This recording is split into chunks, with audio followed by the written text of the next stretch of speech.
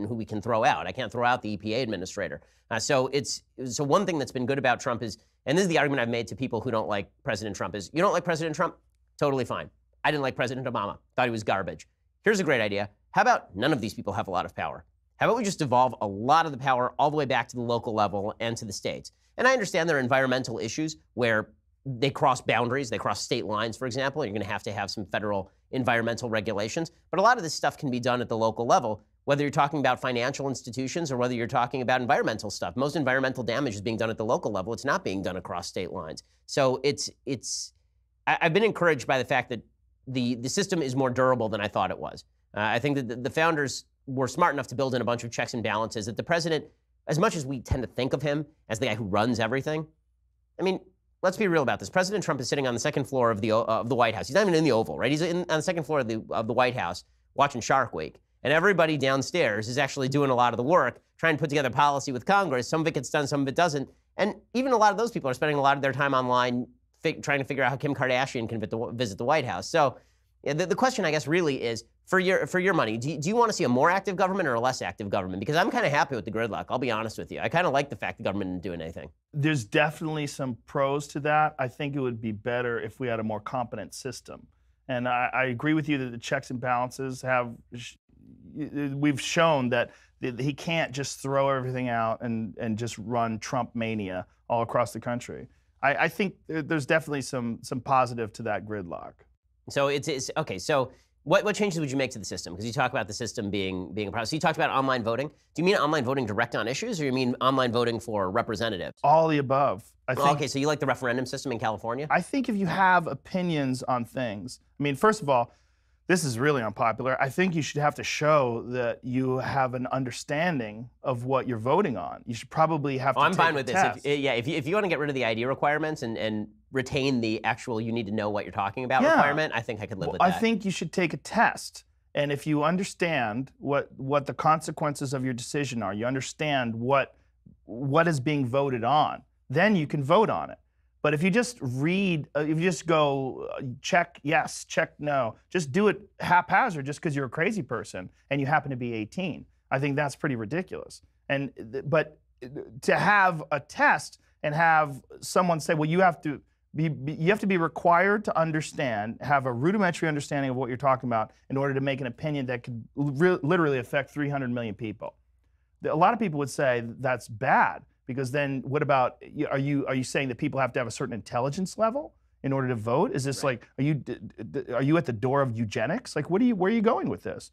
Well, I think it's not a bad idea to say that if you're going to vote on really important issues, like whatever those issues are, whether it's funding the military or abortion or whatever it is, you should have an understanding of the subject. I don't think that's unreasonable. But people don't want any extra work. And they want things to be very, very convenient. They want the virtue signaling also. Being able to vote, half of voting right now is just virtue signaling, like demonstrating to the public at large, to people at large, what this vote means to you. So as Hillary Clinton campaigning on, if you vote for me, you'll show that you voted for a woman.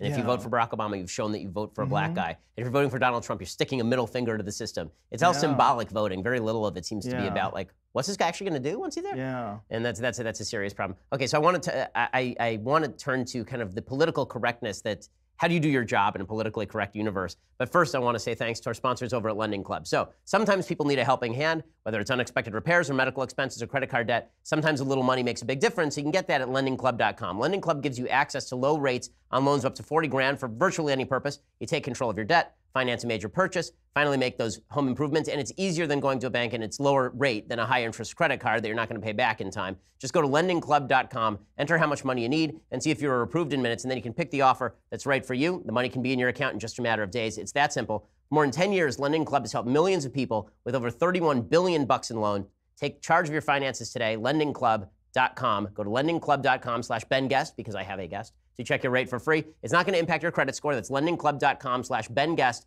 lendingclub.com/BenGuest. All loans made by WebBank, member FDIC, equal housing lender. Okay, so you make jokes for a living, right? You make lots of jokes for a living. How are you going to survive in this environment making jokes for a living? Just piss people off.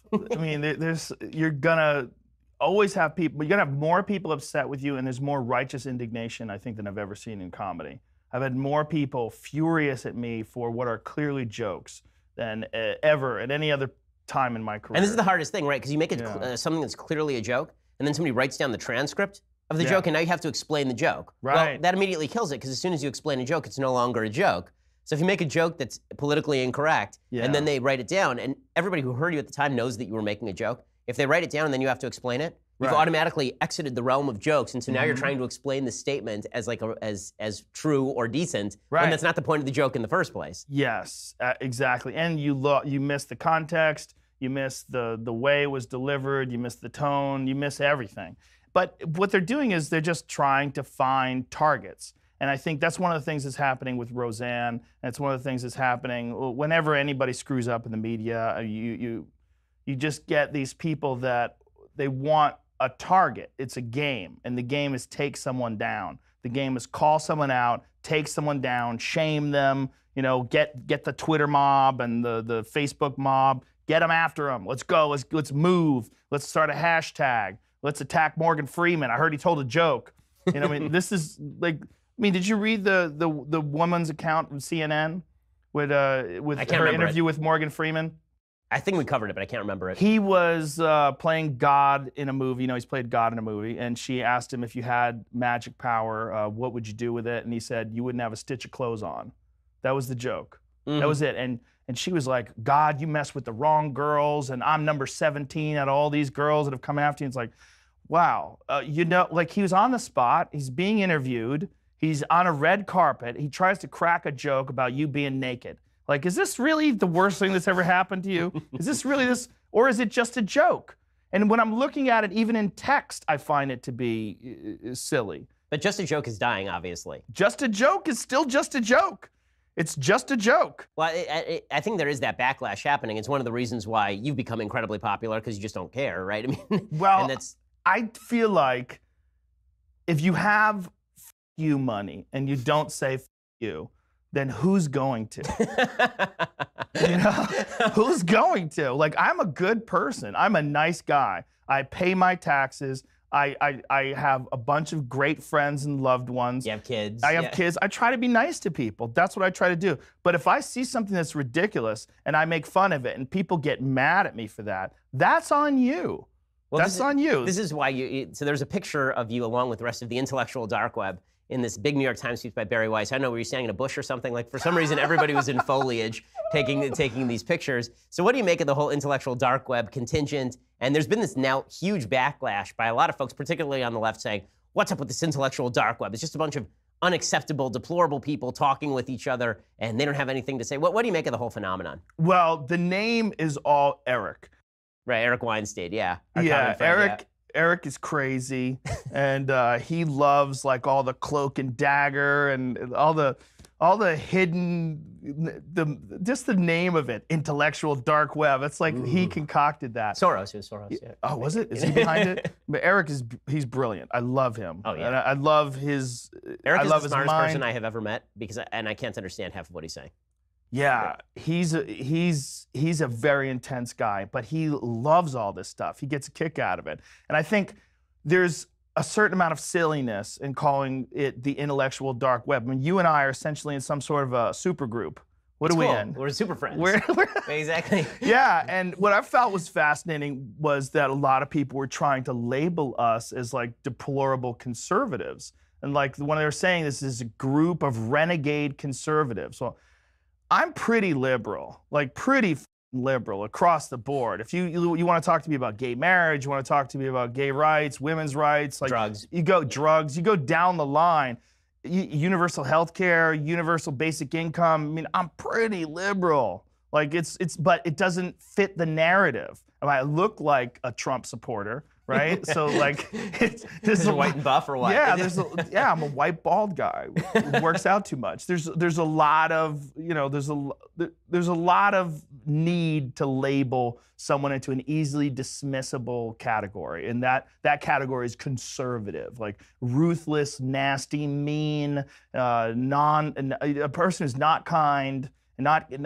You're not a person who's caring about other people. You're a conservative. You're a mean bully, mean mad white man As what is his name that said that to Jordan Peterson in the Monk debates? Michael Dyson, I think his name. Oh, Michael Eric Dyson? Yes, Michael Eric Dyson? yes, that's who it was. Michael Eric Dyson. Yeah. He called Jordan Peterson a mean, mad white man. A mad mean, one of those. Yeah. But it's there's this need to categorize. Except for Ayaan Hirsi Ali and Christina Hoff Sommers and half the people who are members of the club. Majid, exactly. Dave Rubin, who's gay, right? Yeah. It's hilarious. It's this really like bizarrely diverse group and really ideologically diverse too, because it's a bunch of people. I mean, like Brett Weinstein, who's a member of our secret group. Right? He's a socialist. He backed Bernie Sanders in the last election cycle. Yeah. And so what do you think generated? Was it just the political correctness, the insanity of the hard left that threw everybody out? Dishonesty.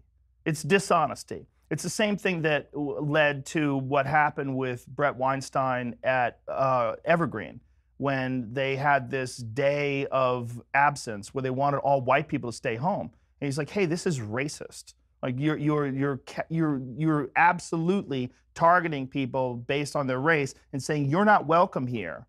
This is a day, instead of it being a day of absence where people of color stayed home voluntarily and weren't chastised if they didn't, instead of that, it was no, white people have to go away. And if you don't, you are a racist." And this is what happened with Brett. And it's a terrifying story. And when I interviewed him on my podcast, it was before he had left Evergreen. He was still employed there. And he was talking to me about mobs that were wandering the parking lot with baseball bats. And they were looking for him. And it was terrifying. He had to take his family out of the state. And who is this? Are these Nazis? Are these the KKK? Are these right-wing thugs? No, they're extreme progressives with pink hair who are, non-binary sexually. Like, it's very bizarre. And there's a lack of reality that you have to adhere to this narrative. And if you're not adhering to this narrative, then you are some horrific person who is a product of the past, and you're a part of the patriarchy, and it's not an honest discussion. Mm-hmm. If you see all the people that are involved in this, air quotes, intellectual dark web, the one thing they have in common, all of them are going, what in the is everybody talking about? Like, what is this? What's happening here? Like, why are we pretending that men and women aren't different things? Why are we pretending that to tell people that you have to stay home because you're white? It's racist. That is absolutely racist by definition. That's what racism is. You're discriminating against someone based on their race, not based on their character or their job position or anything else. You're just white people. Totally agree. I mean, I think that the concepts that seem to have united this group of people, who again are all over the place on everything from religion to free will to politics, is one, we all like data and we're interested in data. So if you present us with data, we're all happy to take a look at it and maybe change our opinions based on the new data that you're presenting to us. Yes, that's very important. And two, that we're willing to have conversations about those data without regard for the political niceties. Yes. And three, that we're all, I think, big into the idea of treating people as individuals. That if you're going to treat me as a member of a group, I'm really not interested in talking to you. And I'm not interested in being labeled as a member of a group either. Yes. So we're a group of people who don't like groups, basically, which is kind of hilarious. But that is exactly what it is, a group of people who don't like groups. But we're also very friendly and kind. And I'm sure you and I disagree on a bunch of things, but we agree on a lot of things as well. But what I like about you is you're a very reasonable, intelligent person that is, you're a very polite person. The way you talk to people is very polite. I think that's something that's missing. The little known part of my reputation, me being polite. But you are a polite person. You're a very kind, polite person. And I think that there's something missing with this idea war that people are engaged in, where they want to demonize people that disagree with them. Instead of just sitting down and talking with them and saying, well, why do you think this? Okay, let me try to look at it from your perspective. And this is why I disagree. And have a polite exchange of ideas. Instead, everyone's fighting for their life, as if, whether or not trans people can use the girls' room is going to change the course of history. It's strange. It's strange. Like these battlegrounds, the lines that people are drawing in the sand, and if you're on the other side, you're the enemy, and you need to be shut down and stopped. It's a very weird time. The level of anger is really, really troubling. I mean, and that's something that I do feel like is kind of new. So I've spoken on college campuses for a long time, because I'm 34 now, but I started doing this stuff when I was 17 or 18 years old, and I was speaking on college campuses when I was 20. And I never had to bring security with me to any of these college campuses, ever. until the last 3 years. The last 3 years, I now have to have at least a 2-man security team at every college campus, and usually it's more than that based on what the police are telling us about reports in advance. Now, half the time nothing materializes, but a few times things have materialized and it's been trouble, and that sometimes happens. Where do you think this level of anger is coming from? Because it appears to me that that's what's new. Like, these political divides have always existed. These political divides between right and left, or political divides between people who are more interested in collective solutions versus individual solutions. Why do you think people are so pissed all the time? I mean, they're just, you can feel it in the air. Like the eagerness to stomp on somebody's face is really strong. That's why when the Roseanne thing happens, it can't just be like what you're saying, where, okay, she's a mentally ill person, maybe you have to take the show off the air, maybe that's the proper response, but she might actually have a problem here. She certainly does. What I think it's coming from is toxic tribalism. That's what I think. I think people, they're on a team, they want their team to win, and they want their team to win by any means necessary, and they feel disenfranchised because we have a president, Donald Trump. I mean, he is who he is, and he stands for a lot of things that they find abhorrent. And you have a lot of people now that are calling themselves Antifa, and they're literally by their own actions acting in a fascist manner, and they're calling themselves anti-fascists, and they're putting bandanas on their face, they're hitting people with bike locks, and they're engaged in violence. And the left is using violence as a means to solve these differences that we have in ideas and opinions. They're shutting people down, like Christina Hoff Sommers, just yelling out at her, a woman who's her whole life has been a feminist, her whole life, and she calls herself a factual feminist because she wants women who are empowered and who are intelligent to be held accountable for the actual facts behind what they're saying. And to discuss this, to empower people with reality. And by doing that, she's become an enemy. I mean, it's very strange to watch her get shouted down by other feminists that think that she's the wrong kind of feminist. I mean, it's really bizarre. But the anger and the vitriol and the violence that's attached to it is something that's completely new and was always associated with right-wing thuggish mobs. It was always associated with hate groups like the KKK or something along those lines, neo-Nazis. But you're seeing this level of violence from the left now, these weird, like, university professors and these dorky people that are saying, burn this motherfucker down, and people are cheering in the streets, and white people are the problem, and there's so many people that are tenured professors that are getting away with saying like ridiculous, crazy shit and calling out for violence, and it's completely irresponsible, and it's foolish. It feels weird too because back in the 1960s, at least there was something to fight over. Right? Yes. At least back in the 1960s, Right. If you were gay, you said, okay, I don't have my rights. There's something to fight over. Or you're black and you say, I don't have my rights. True. There's something to fight over. Or you're female and you say, well, feminism hasn't done what it needs to do yet. There's something to fight for. But right now, the country's pretty good. Like things are pretty good for the vast majority of people in this country. Put aside the economics for a second, because people always fail a rise in economics. It just happens. But and some of that is natural, and some of that is stuff that's fixable. But one thing that is certainly true is that the notion of a governmental invasion of rights against any of these groups, this is not something that is commonly happening. It's not that the government is cracking down on black people or Hispanic people, or at this point even gay people. And yet there's this level of anger that feels like riots in the 1960s. I want to talk a little bit more about that in just a second. First, I want to make some money. So first, we're going to say thanks to our sponsors over at Stamps.com. So these days, you can get practically everything on demand.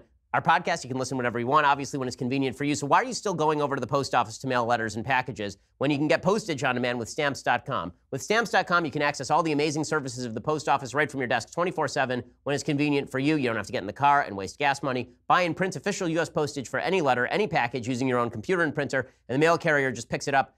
Click, print, mail, you're done. It could not be easier. We use it here at the Daily Wire offices. We use it at the Shapiro household as well in Shapiro Stan. Right now, use Ben Guest for this special offer. It's promo code Ben Guest. You get up to $55 free postage, a digital scale, and a 4-week trial. Go to Stamps.com before you do anything else. Click on the radio microphone at the top of the homepage. Type in that promo code Ben Guest. That's Stamps.com. Enter that promo code Ben Guest, and you get that special deal.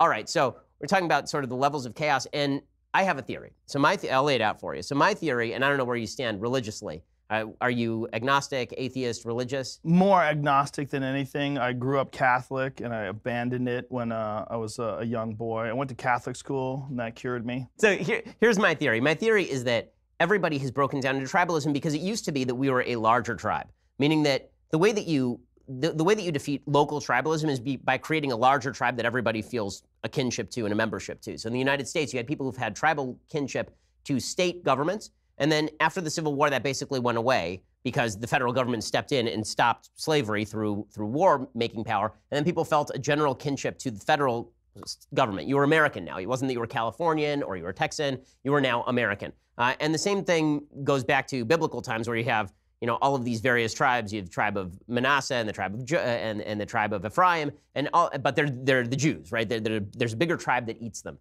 And it used to be that the tribe for America was called America, right? And that tribe was bonded by a certain set of creedal values, values of individual rights, values of personal virtue, that these things had to be combined. You had to be a good person to your neighbors, but at the same time, the government had no right to come in and take your stuff and force you to be a nicer person. So the idea was that you voluntarily were going to be a nicer person to your neighbors because you thought that was the right thing to do, but it wasn't the government's job to come in and force you to be nicer to your neighbors because that would be fascistic and overbearing and tyrannical. And that's gone away because people don't feel like they have to be nice to their neighbors. And I think part of that has to be connected with lack of communal institutions. That, I'm not saying everybody has to go to church, but people who are in churches tend to get along better with each other in the church than people who are outside the church and people inside the church. Doesn't mean that you got to pick a church, but it does mean that we have to have some sort of communal institutions. And right now we are savagely tearing apart each of our communal institutions up to and including things like the NFL, where suddenly things where we would bond over that, like Super Bowl Sunday was a bonding time for the country. And now we can't even bond over that. We can't bond over anything right now because all of these creedal values have been dissipated by our own personal malevolence toward each other. I think that's a great point.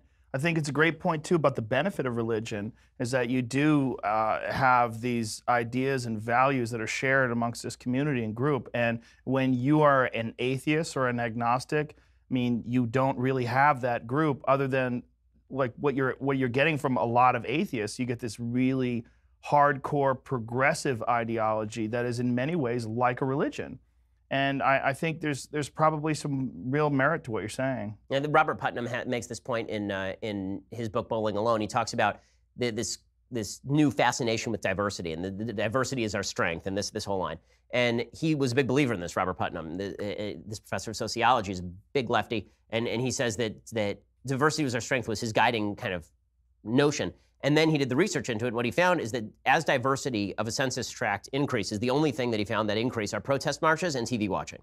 That's the only thing that actually increases in a particular area based on ethnic diversity. He said the only area where he could see that ethnic diversity actually made things better was in the context of a broader group. So in the Army, for example, then ethnic diversity is great because then you get a bunch of people who are fighting for the same purpose, and the guy next to you is your brother. Doesn't matter if he's black or white. And you see this with people who you talk to who are in the military all the time. When they talk about people of different races in the military, this is usually the way they talk about people of different races in the military, which is very different than the way people talk about race in the United States more broadly said. You also see this in churches, but communal institutions have declined so markedly that the only way I think that we're going to be able to have a system where we can all live with each other is to reestablish some form of communal talking with each other, even if it's just forums like this one, where we're talking with each other. And if we did this live, we'd get thousands of people to show up just to hear us talk to each other. Yeah.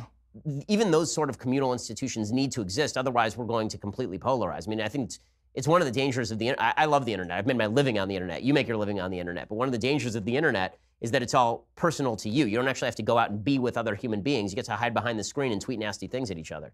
Yeah, you also can find this group of like-minded people and you share an echo chamber. That's another real issue for confirmation bias.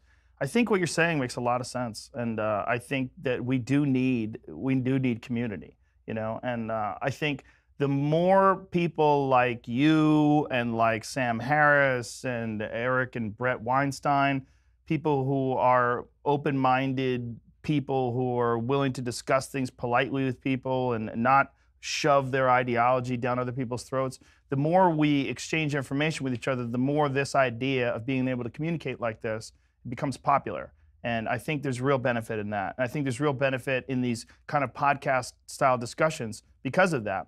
Because you can sit down with a person that maybe doesn't share the same opinions with you, and you can talk things out and maybe disagree, maybe argue, but be polite to each other and realize that a lot of these ideas that we have, we have these predetermined notions of the way we think things should be. And if you don't fit with my predetermined notions, then there must be something wrong with you. It's never just examining these notions and finding out where are these ideas coming from and why am I so married to them? And what is the solution to make everybody comfortable? Is there a solution? Can we stop demonizing people that disagree with us? I think the principle that I think also unites everybody, and this is why everybody's getting labeled conservative really, is because everybody that we've been talking about here, in the end, actually does believe in personal responsibility, believes in taking responsibility for your own actions. And you can be on the left and still believe in taking responsibility for your own actions, but it seems like so much of the left has dumped out of that. And you're seeing that increasingly on the right too, right? I think that a lot of President Trump's appeal during the actual election cycle was him saying, I'm gonna come in and solve all your problems. And my whole shtick's been, solve your own damn problems. Yeah. Like, the only way your life's gonna get better is if you solve your own problems, because there are very few people who've had their problems solved for them who actually are able to have a successful life in the aftermath of having all their problems solved for them. Yeah, no, that's a very good point. Yeah, why are we all considered conservatives? I mean, Jordan Peterson is an interesting example too, because as much as he calls himself a classic liberal, people have a hard time deciphering what that is. They don't even bother looking it up.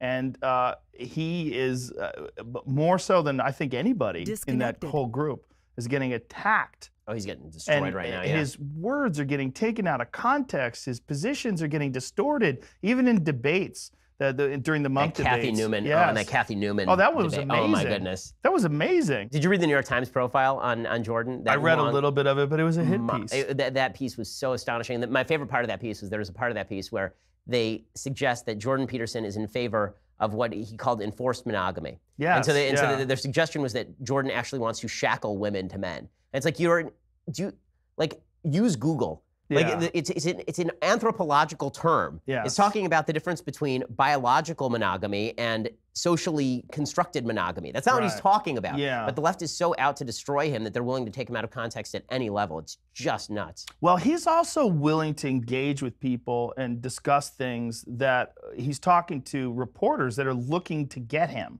And he's openly discussing intellectual ideas and puzzles. Like, how do you fix this? I don't know. Maybe it's enforced monogamy. Like, this is like a weird way of engaging with the press, but he's so comfortable with these idea puzzles and bouncing them around and using them almost as intellectual exercises that he'll do it publicly with someone who is looking for flaws in his armor. Well, this is what you do so well, by the way, on your show. And I was trying to explain to somebody why your show is so popular.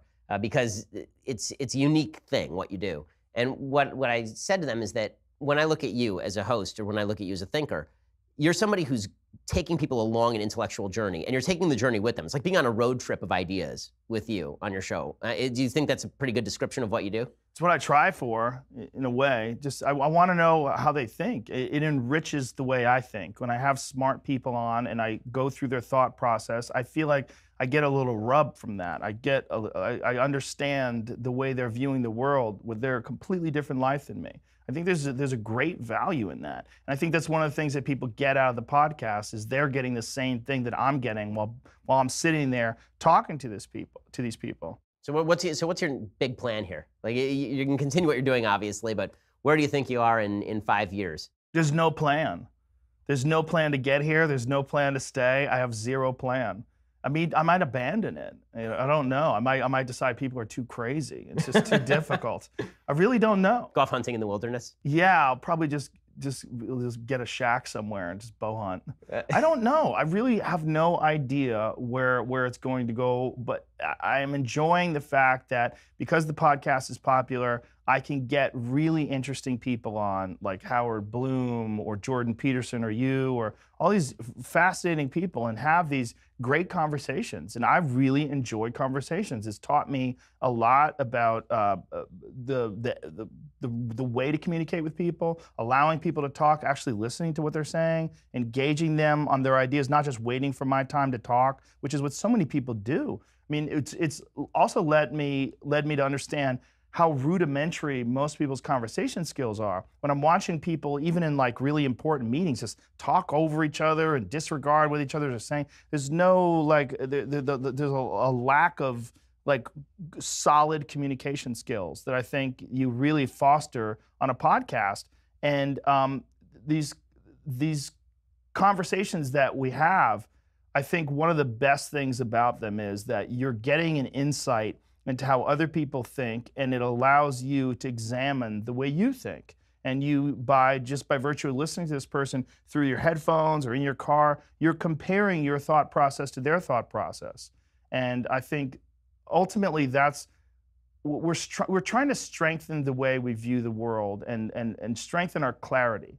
And take in as much information as we can and see that information for what it truly is, not what we want it to be. So in that journey, what you're doing, and you have a very wide variety of guests. I know I've gotten flack for a lot of the guests that you've gotten on various sides, including flack for having me on your show. How do you perform the gatekeeper function? How do you decide who is just not worth having on your show? Or is there anybody who you think is just not worth having on your show?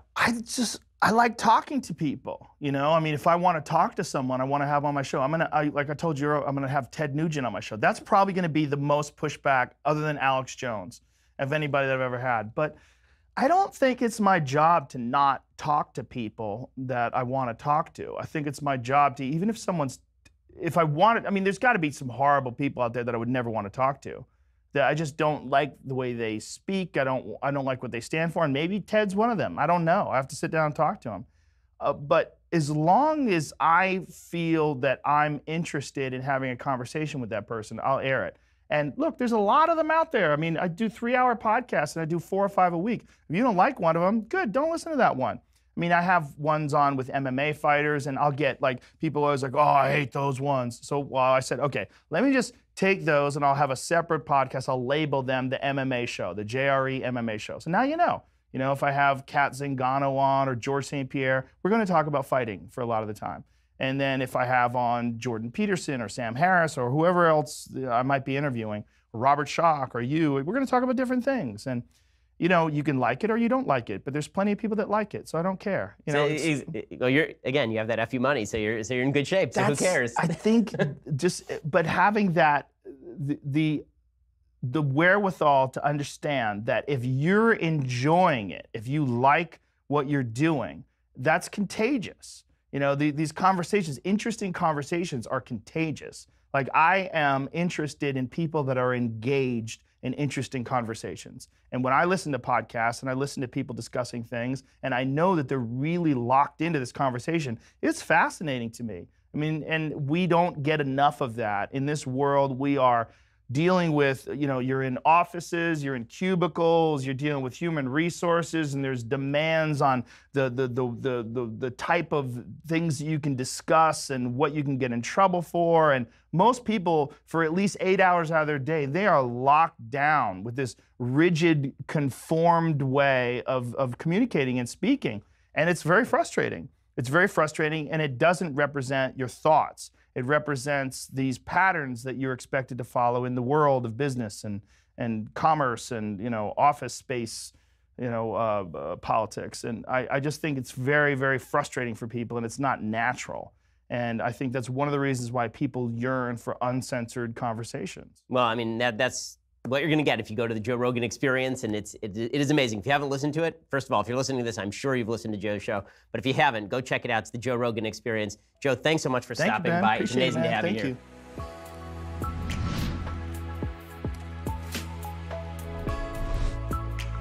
The Ben Shapiro Show's Sunday Special is produced by Jonathan Hay, executive producer Jeremy Boring, associate producers Mathis Glover and Austin Stevens, edited by Alex Zingaro. Audio is mixed by Mike Coromina. Hair and makeup is by Jesua Alvera, and title graphics by Cynthia Angulo. The Ben Shapiro Show's Sunday Special is a Daily Wire Forward Publishing production. Copyright Forward Publishing 2018.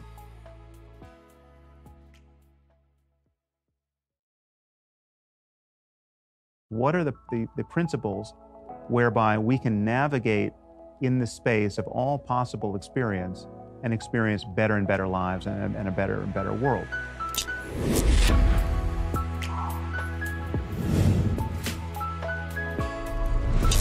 So today's Sunday Special, featuring Sam Harris, the author of Waking Up and the host of the Waking Up podcast, will begin in just a second. First, I want to remind you that you're going to die. I'm just going to tell you right now, it's going to happen. And when that happens, if you don't have life insurance, then you're going to be really sorry. 71% of people say they need life insurance. The answer is 100% of people need life insurance. And only 59% of people have coverage. So at least 12% of people who want it are procrastinating. And sure, normally procrastinating is a bad thing. But if you're going to die, it's an even worse thing. Because while you are putting off getting life insurance, getting life insurance was getting easier with Policy Genius. Policy Genius is the easy way to compare life insurance online. You can compare quotes in just 5 minutes. When it's that easy, putting it off becomes a lot harder. You can compare quotes while sitting on the couch watching TV or while you're listening to this podcast. Just try it. Policy Genius has helped over 4 million people shop for insurance and placed over $20 billion in coverage. They don't just make life insurance easy. They make disability insurance and renter's insurance and health insurance easy. If you care about it, they can cover it. So if you need life insurance, but you've been putting it off because it's too confusing or you think you don't have time, check out Policy Genius, the easy way to compare top insurers, find the best value for you. No sales pressure, zero hassle. It's free, policygenius.com. When it's this easy to compare life insurance, why put it off? Well, speaking of life and death, Sam Harris, thank you so much for stopping by. Sure. And, there are certain weird things that happen in your life where you think, I'll never end up being friends with that guy. And then you and I have ended up becoming pretty friendly, which is really kind of interesting. So Sam Harris, for those who don't know, is not only perhaps the foremost atheist philosopher on planet Earth, he's also the host of the Waking Up podcast. He's a neuroscientist and philosopher. And you should check out his podcast. It's just terrific. And all of his books are really worth the read. I disagree with them strenuously, and they're really intelligent and really fun to read. And he's not trying to hide the ball. So, right. Sam, thanks so much for stopping by. Sure, yeah. So let's just jump right in with the fact that you and I are now sitting together, because that in and of itself is a weird thing. What has happened in the country that we're now part of this kind of deviant conversation from the mainstream that seems to be growing in audience size?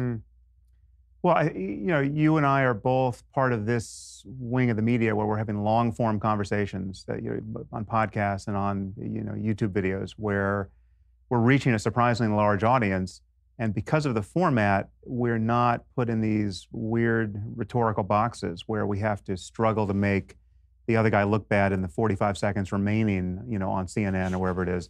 And so we really can unpack an argument, and we can search for the possibility of convergence in real time together. And so it's, you might not notice the difference if you're listening to this in any 30-second bit of conversation, but over the course of an hour or 2 hours, you notice that you're hearing a conversation that you're not hearing elsewhere. And so, and you and I we don't agree, as you say, about many things, but we're in the same media channel, and we're approaching these conversations in a similar spirit of just being willing to put our thoughts on the line and based on a principle of charity, engage with the best version in our opponents. I think that's really important, because, as you say, when you're spending your life in cable news, it's always finding the worst version of the argument and then bashing it with a club until it's dead like a baby seal on the ice. But it's really interesting because the intellectual dark web, which is a coined term by our friend Eric Weinstein, at your podcast, where we were doing a taping of your podcast in San Francisco,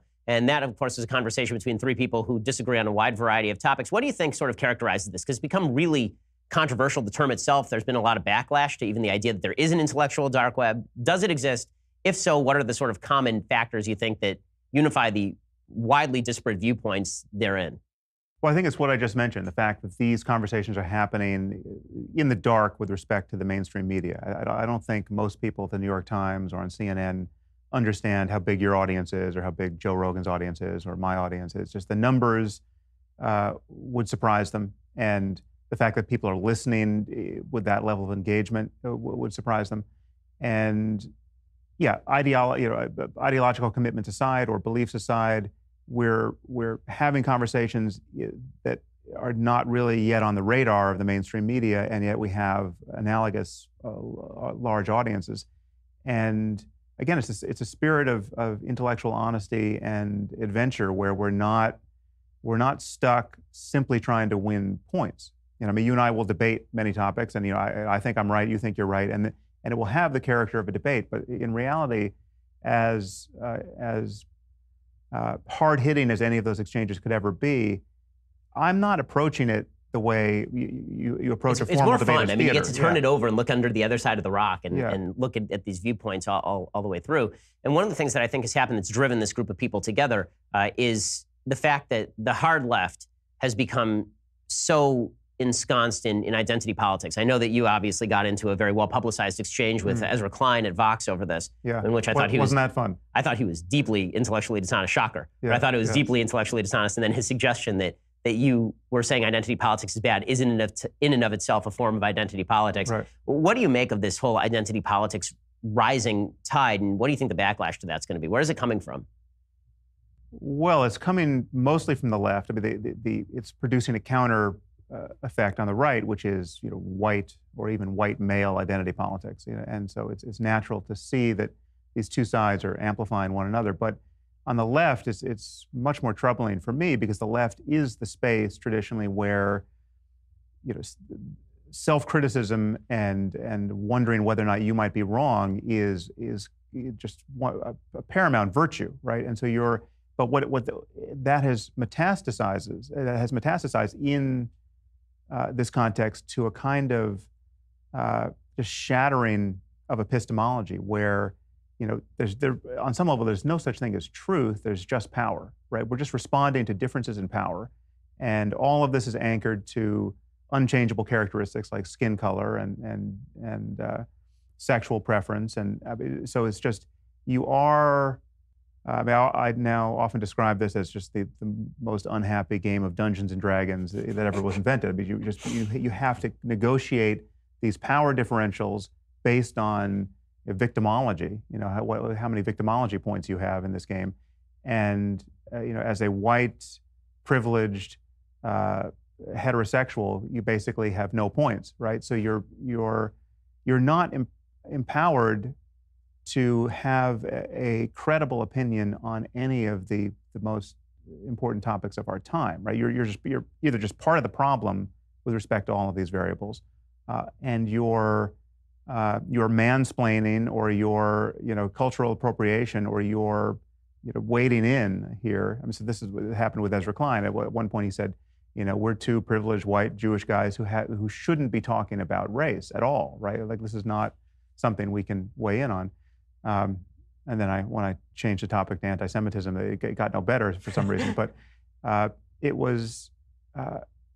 it's a problem because, I mean, clearly, if we want to get to a post-racial society, if we want to get to a society where human beings can simply be identified as human beings, the end game can't be taking things like race and gender and gender difference and sexual orientation immutably seriously, right? These can't be just the ineradicable variables that define a person's position on important topics for all time. We're not if we get to Mars and we're still worried about skin color, right? In a Martian colony, we've done something wrong. And so I think we need to reverse engineer what we think the end state should be, and clearly identity politics is not the game we should be playing. Agreed. And I mean, obviously, it's destroying the capacity to even have these conversations, because there's no way to have a conversation with someone who is spending the entire time assessing whether your point of view is even worth being taken seriously, as opposed to the rational nature of what you're saying.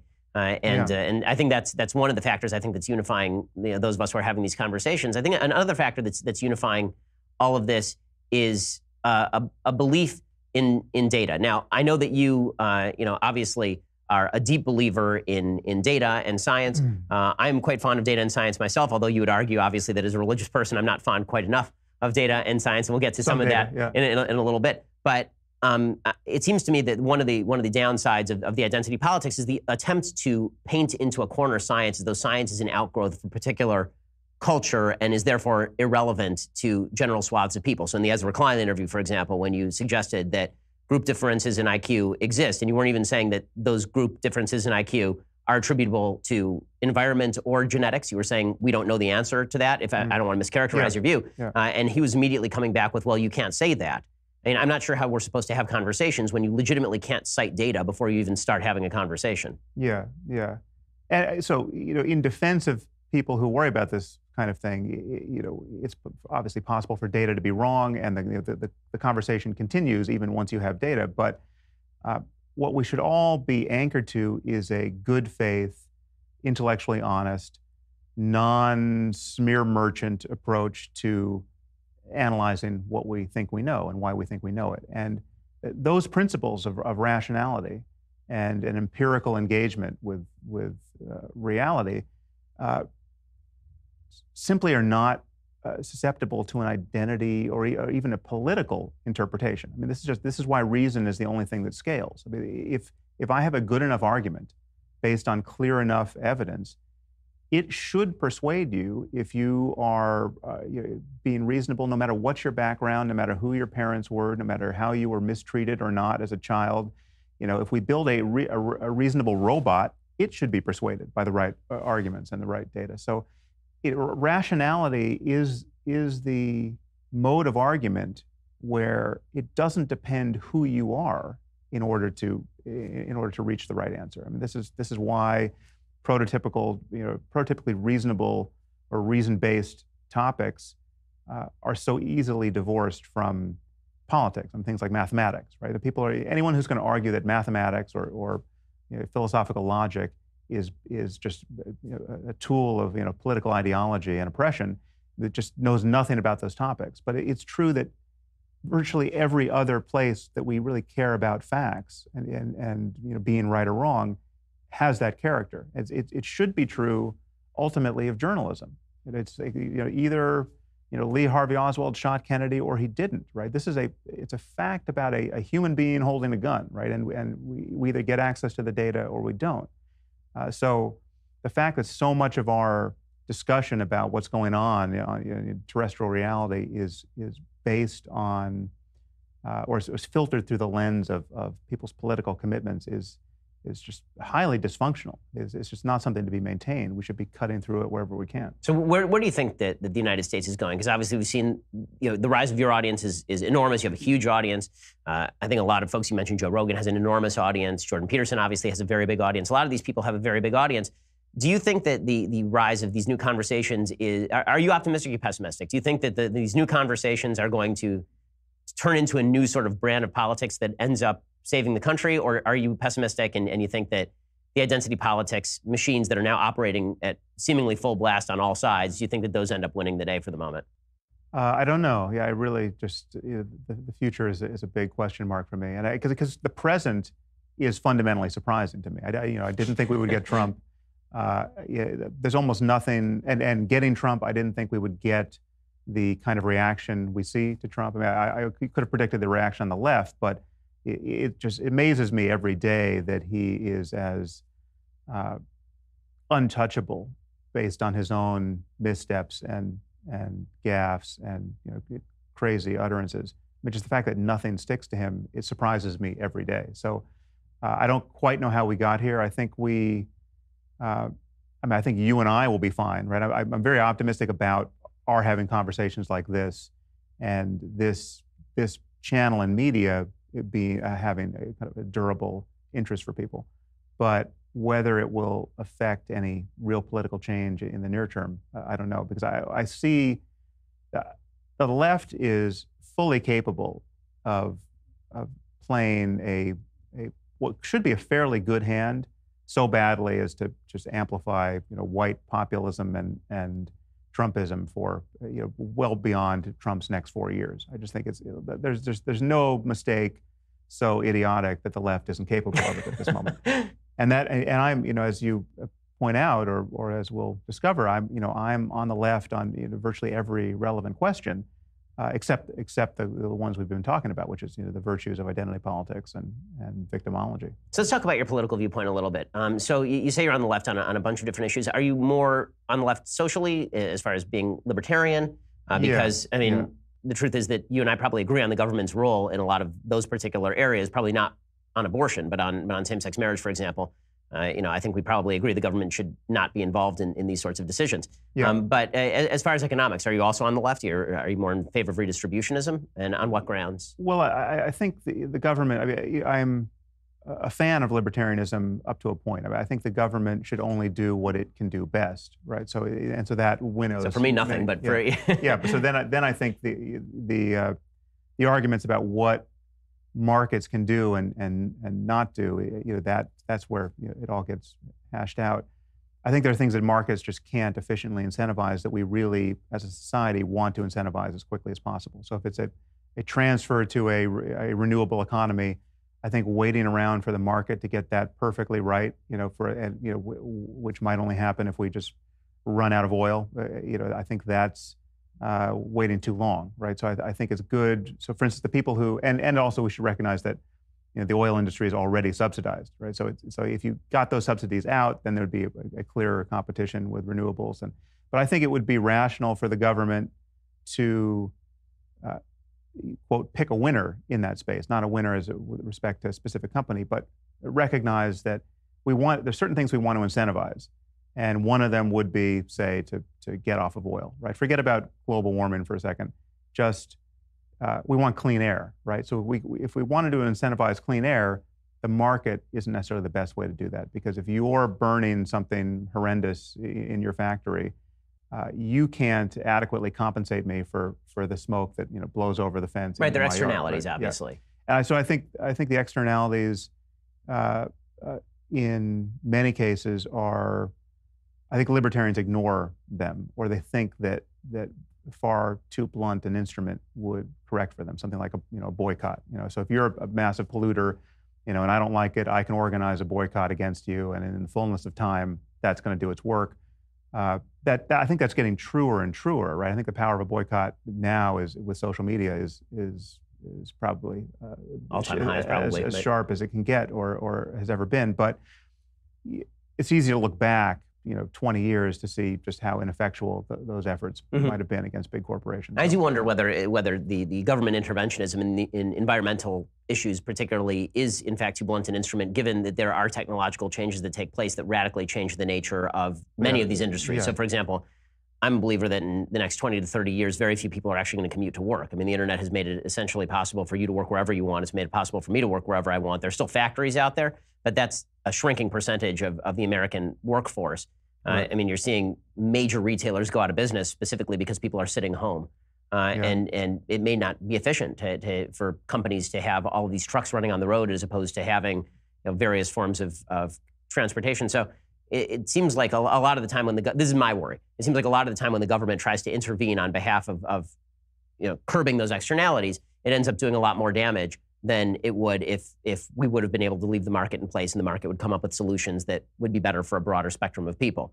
With that said, I think that depends on the immediacy of the threat. And I think that's really what people are talking about when it comes to, for example, global warming. How immediate is that threat? How immediately do we have to deal with it? And are any of the real solutions that are being put on the table capable of dealing with the level of threat that's being talked about by the IPCC? So I want to talk more about that with you in just a second. First, we have to talk about protecting your data. So with all the recent news about data hacks and breaches, it's hard for me not to worry about my digital privacy. No matter what you do online, your mobile carrier and internet service provider, they track all of it. Every website you visit, all the emails you're sending, it's ridiculous. So that's why I've taken back my privacy. I do use ExpressVPN, and these days I don't use the internet without it. ExpressVPN is the world's leading VPN provider. It lets you securely use the internet without being tracked by anyone. And ExpressVPN keeps my online activity private and anonymous while I browse or email or download or stream. It's great for streaming content. You can even use it to watch the World Cup without a cable subscription if you're into that sort of thing. Their easy-to-use app encrypts all of my internet data and hides my IP address, which protects my connection, which is great for me. ExpressVPN costs less than $7 a month and runs seamlessly in the background of your computer, phone, tablet. Every time you use the internet without it, you're putting yourself at risk. So take back internet privacy today. Find out how you can get 3 months free. Go to expressvpn.com/Ben. That's expressvpn.com/Ben for 3 months free with a 1-year package. It is really easy to set up. It takes legitimately only a couple of minutes, and then you just run it in the background of your computer. You never notice it again, but it's protecting you. Visit expressvpn.com/Ben to learn more. That's expressvpn.com/Ben. Okay, so let's talk a little bit about some of the kind of root issues that I think people want us to get into, which is going to be all the religion versus atheism and rationality and all the deep stuff that is actually more fun to talk about than politics, in my view. Yeah. And I get the pleasure of talking about it with you here because I don't usually have the pleasure of talking about it on a daily basis when I'm covering politics. Yeah. So since we get to do this, let's do it. So let's talk about where you think morality comes from. So in the religious view, obviously, there are certain things that I believe are capable of understanding by any sentient human being. So I don't believe that all human beings in the absence of religion are immoral people who go around murdering their neighbors and raping their sisters. I think that and in fact, this is pretty well embedded in even Judaic philosophy, the idea that there is a sort of natural law theology where you as just a normal person know not to kill people and know not to steal and know to set up courts of law. This is what they call the seven commandments to Noah. But the idea is that anyone can basically discover these things. And there are universals across culture about you're not supposed to murder your brother. But the biblical reading is that to reach a more sophisticated level of morality that leads to a sort of right-based society we see here, you at least need the catalyzing enzyme of a Judeo-Christian religion in order to get here. That would, I think, be the most rationalistic argument on behalf of Judeo-Christian values. But where is here again? Here would be a civilization that values individual rights above the values of the collective, that says that people are to be treated, to use the biblical phrase, as made in the image of God, that we should treat individuals as made in the image of God, that does not happen in the absence of a Judeo-Christian value system. That's the religious argument. Although that is more of a historical argument.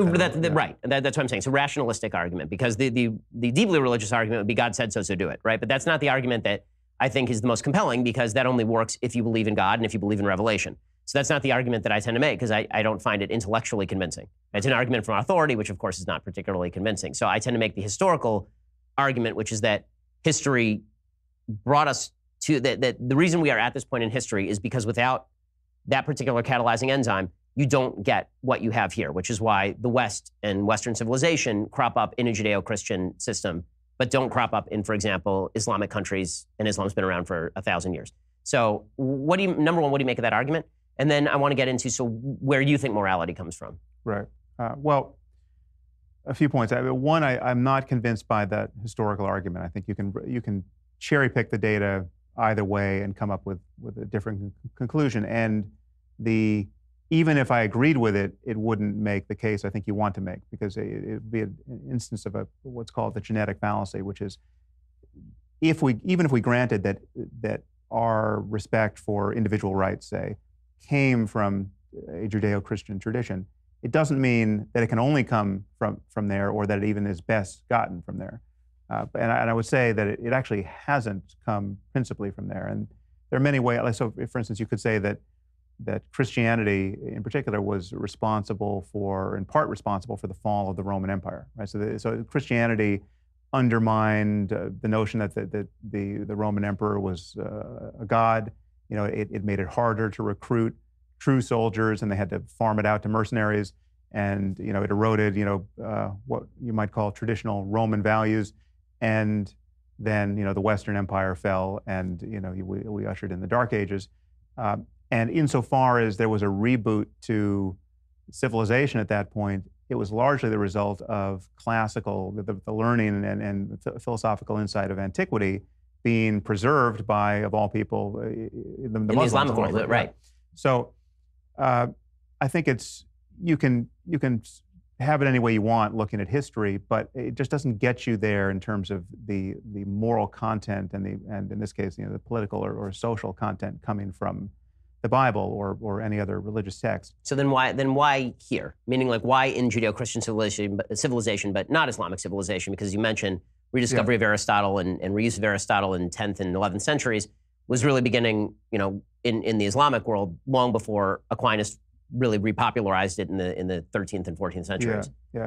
Well, one, I think it's, from my point of view, it's impossible to ignore the influence of Islam. I mean, Islam is its own ideology and set of dogmatisms that are inflexible and at odds with the spirit of science fundamentally. And despite the fact that there was a brief period where there seemed to be some, happy convergence between scientific and mathematical insight and Islam, for the most part, Islam has been hostile to a real intellectual life, and in a way that Christianity was hostile even when the scientific worldview was struggling to be born in the 16th century and the 15th century. What we have historically is a real war of ideas, and I mean, just it can be crystallized in the moment where Galileo was shown the instruments of torture and put under house arrest by people who refused to look through his telescope. Right. I mean, so that was the genius of religion paired with the emerging genius of science in that room. Well, to be fair, I mean, Galileo was originally sponsored by the church, and so is Copernicus. But there's no question there's a backlash from the church to this stuff. Yes, and the backlash makes sense because there is a intellectual progress on questions of how the cosmos is organized or where it came from or how life began. All of these questions are the scientific answers to which are in zero-sum contest with the doctrines found in the books. Now, it's true that there are religious people, and now even the Pope, who have relaxed their adherence to tradition enough to make room for something like evolution, right? But it is still a problem. Not a super new idea. I mean, right? Aquinas was talking about this in the 13th century and 14th century. The idea that that if it was in science and it was contradicted by the book, then you're misreading the book, right? I mean, that's a pretty old idea. Yeah, but that is to world. subvert science rather than the book in Aquinas' case. I mean, Aquinas thought heretics should be put to death, right? His argument for capital punishment for heresy. And Augustine made the same argument. Augustine thought they should be tortured, right? So that those two great lights of the Catholic Church gave us the Inquisition and gave us more than a century. I think it's also fair to say that they were rather instrumental in the development of modern science. So the Dark Ages. No, first of all, I think the Dark Ages are a bit of an exaggeration in terms of the Dark Ages themselves saw a massive growth in technology and architecture, for example. I mean, Gothic cathedrals are built during the Dark Ages. But, but the scientific world is, well, virtually every major university in the Western world was sponsored by the Catholic Church. And I'm not a great Catholic defender, right? But virtually all major universities were sponsored by the Catholic Church, which saw consonance between science and religion as a reason to actually investigate the natural world. Well, no, I mean, I think that's backwards. I think the reality is there was everything that was good that was done anywhere at any time prior to, pick your year, was done by some religious person. I mean, there was just nobody else to do the job, right? So you could make the argument that, Catholics built every bridge in Europe until the Protestants came around and they built their half of the bridges. I mean, so there was just no one else to do the job. And we're human beings who want to pursue various ends, many of which require breakthroughs in learning. So, engineering got born in a religious context. Physics was, the first physicists were people who were Christians, who were, we have, as is often pointed out, Newton spent half his time worrying about biblical prophecy. Now, I think that was an objective waste of his time. He also spent a lot of his time worrying about astrology, right? So you're trying to alchemy, yes, and alchemy, and alchemy, insofar as there was anything to it, apart from sort of the internal myth making that may be of use to some people, edged into chemistry, right? So there was often a real science at the back of a lot of merely mortal confusion where people were trying to work things out. I would argue very much under the shadow of religious commitments that they need not have had and were not actually serving their ultimate ends.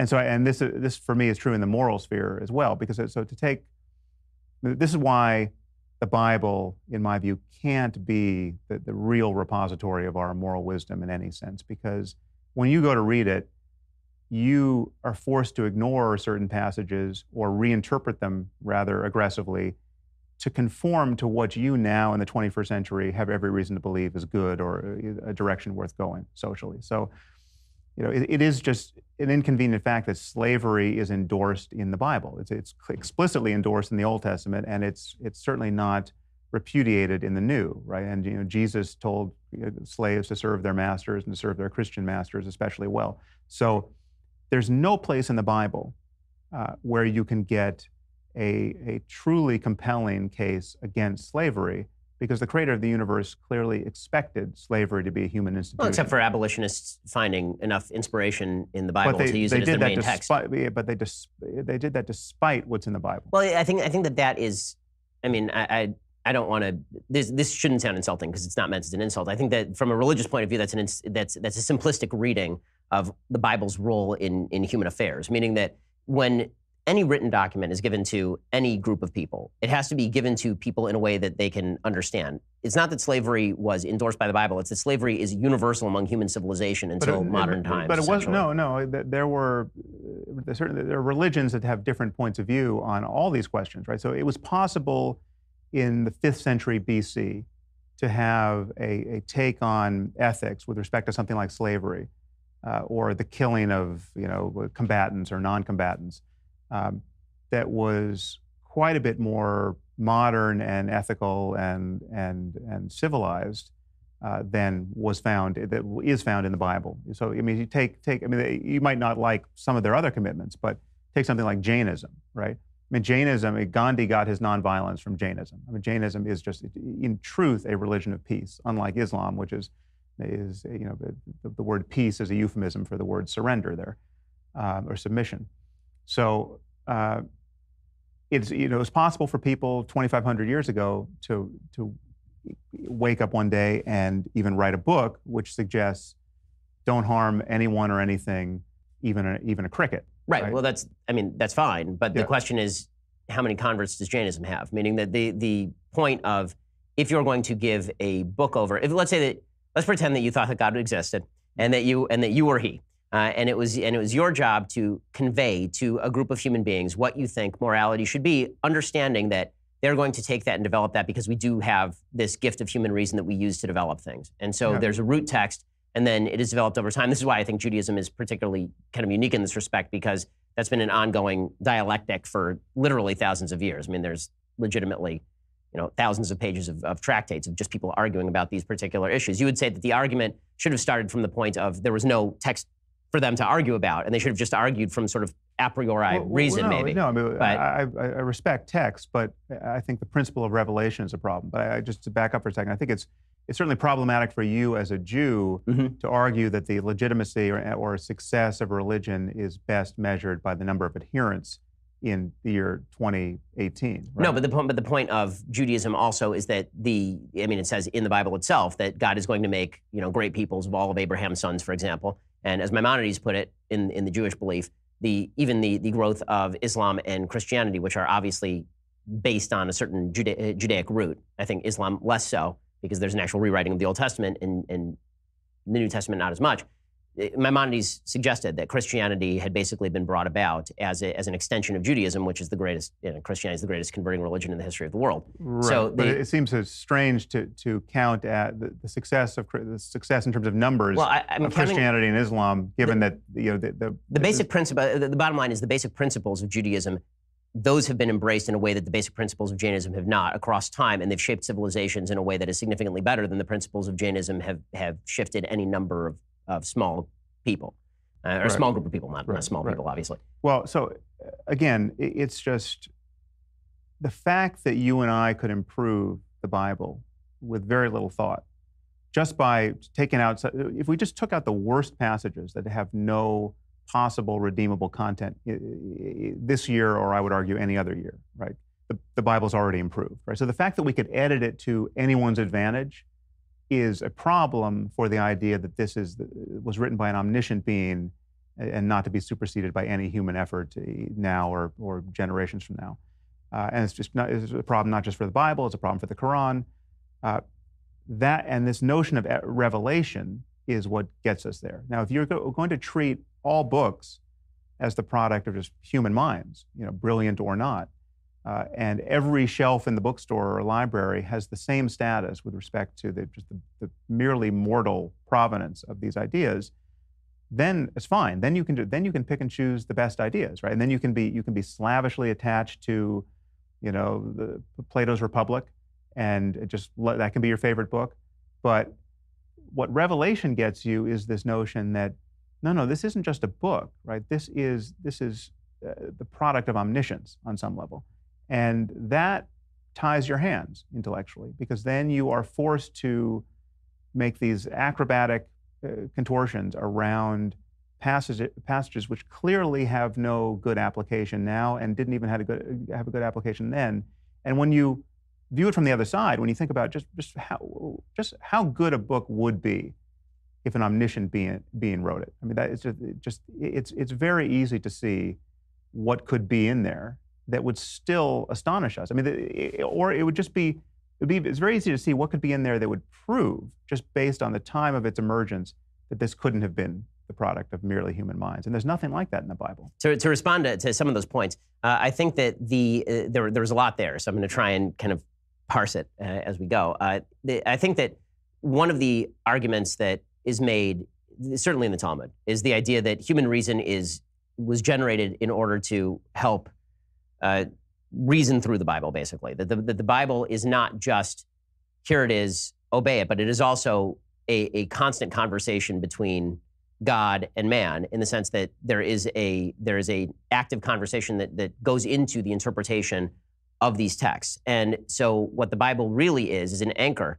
and the ship is anchored to the anchor, but there is still some slack in the line, meaning that it is not that you are now tied to this anchor at the bottom of the ocean. There's still a boat that's attached, but Right. human reason is designed in order so that you can wobble through with this anchor attached to you. And if without the anchor, you end up in a land of utopianism. And I think the history of the 19th and 20th century in the Dostoevskian view would be a good example of how that happens. And so the construction of alternate morality that is not based on any Judeo-Christian notions can take you in any number of horrible places that are significantly worse in virtually every way than the places that Judeo-Christian religion brought you for 2,000 years.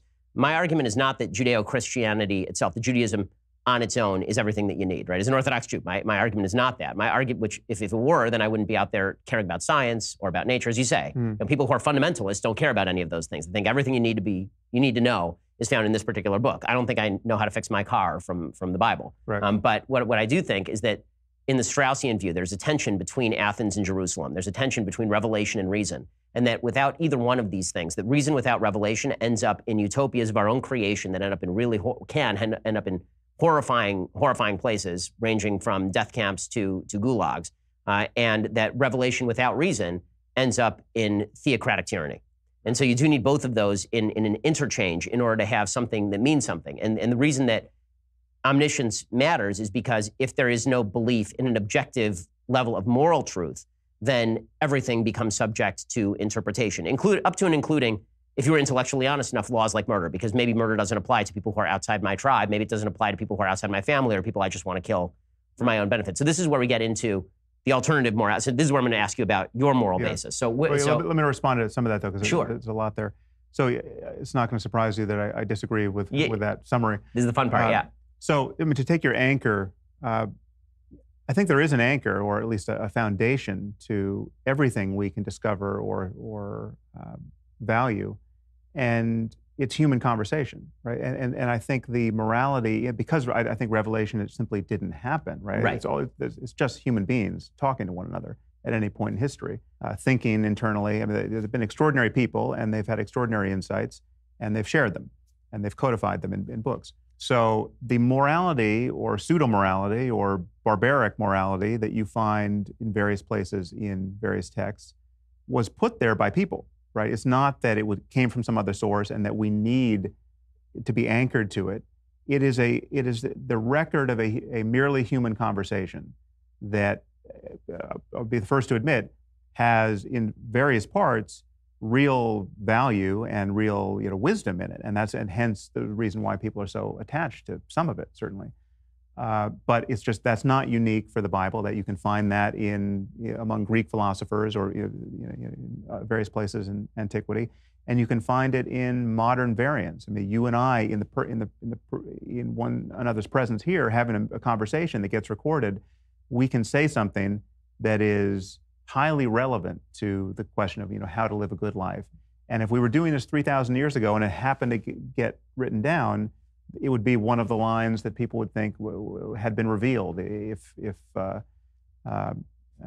lost track of what its actual source was. And so it's people like ourselves that have always done this work. And so the basic framework here is that all we have is human conversation, and all we can appeal to are honest efforts to get at the truth here. And the choice for me is between a 21st century conversation where we avail ourselves of all of the intellectual tools we can get in hand, and that includes whatever is good in religion, right? So if there's something that is in Ecclesiastes that is better put there than any place else in the canon of all of human knowledge, well, then of course we want to keep that, right? So how do you decide what is the good? Because right now you're essentially playing Cotty under the tree, right? You get to sit there and say, here's a good moral standard, here's a bad moral standard, and you and I will sit here and our conversation will be better than a conversation 1,000 years ago. Mm-hmm.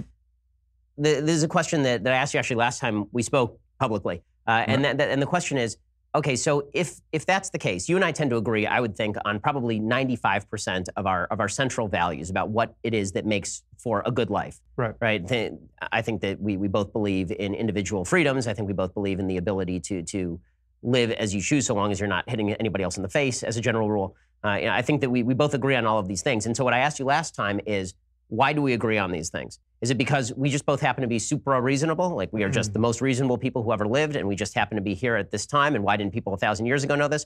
Or is it, back to my original argument, the fact that we grew up probably 10 miles from each other in a city that was built in a country that was built by people who believed all of these things that came from a book, half of which you think is crap, from from 1,000 years before Christ. Well, so I think the environment in which we grew up, insofar as this is a product of culture, is not mostly defined by the Judeo-Christian tradition. It's mostly defined by secular politics and secular ethics that have, some of which are of a piece with those religions and other religions.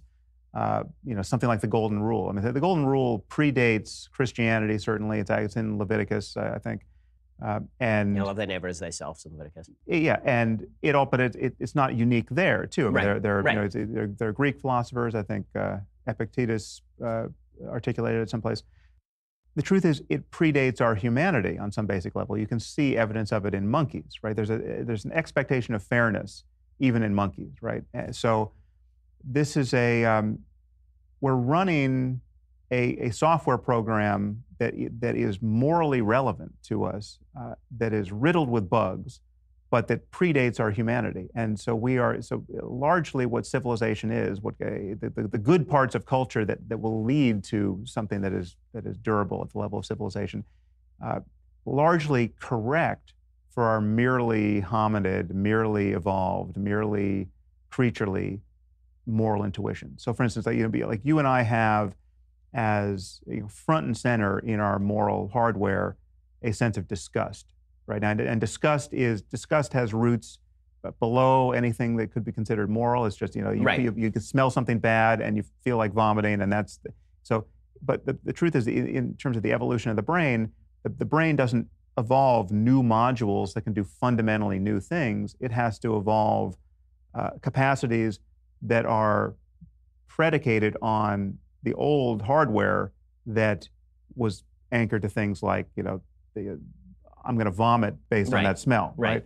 And much of our moral thinking about the world is disgust-based or fear-based, and it gets applied to things like how you feel about gay marriage, say. So if you go into a Bible-thumping fundamentalist Christian context where you can find people who are just adamant that gay marriage is wrong, this disgust circuitry is tuned up through the lens of that social question. And so I view conversation about ethical truth and progress in ethical space being more a matter of reasoning and unhooking our reflexive, in this case, disgust-based intuitions from our sense of what is ultimately good.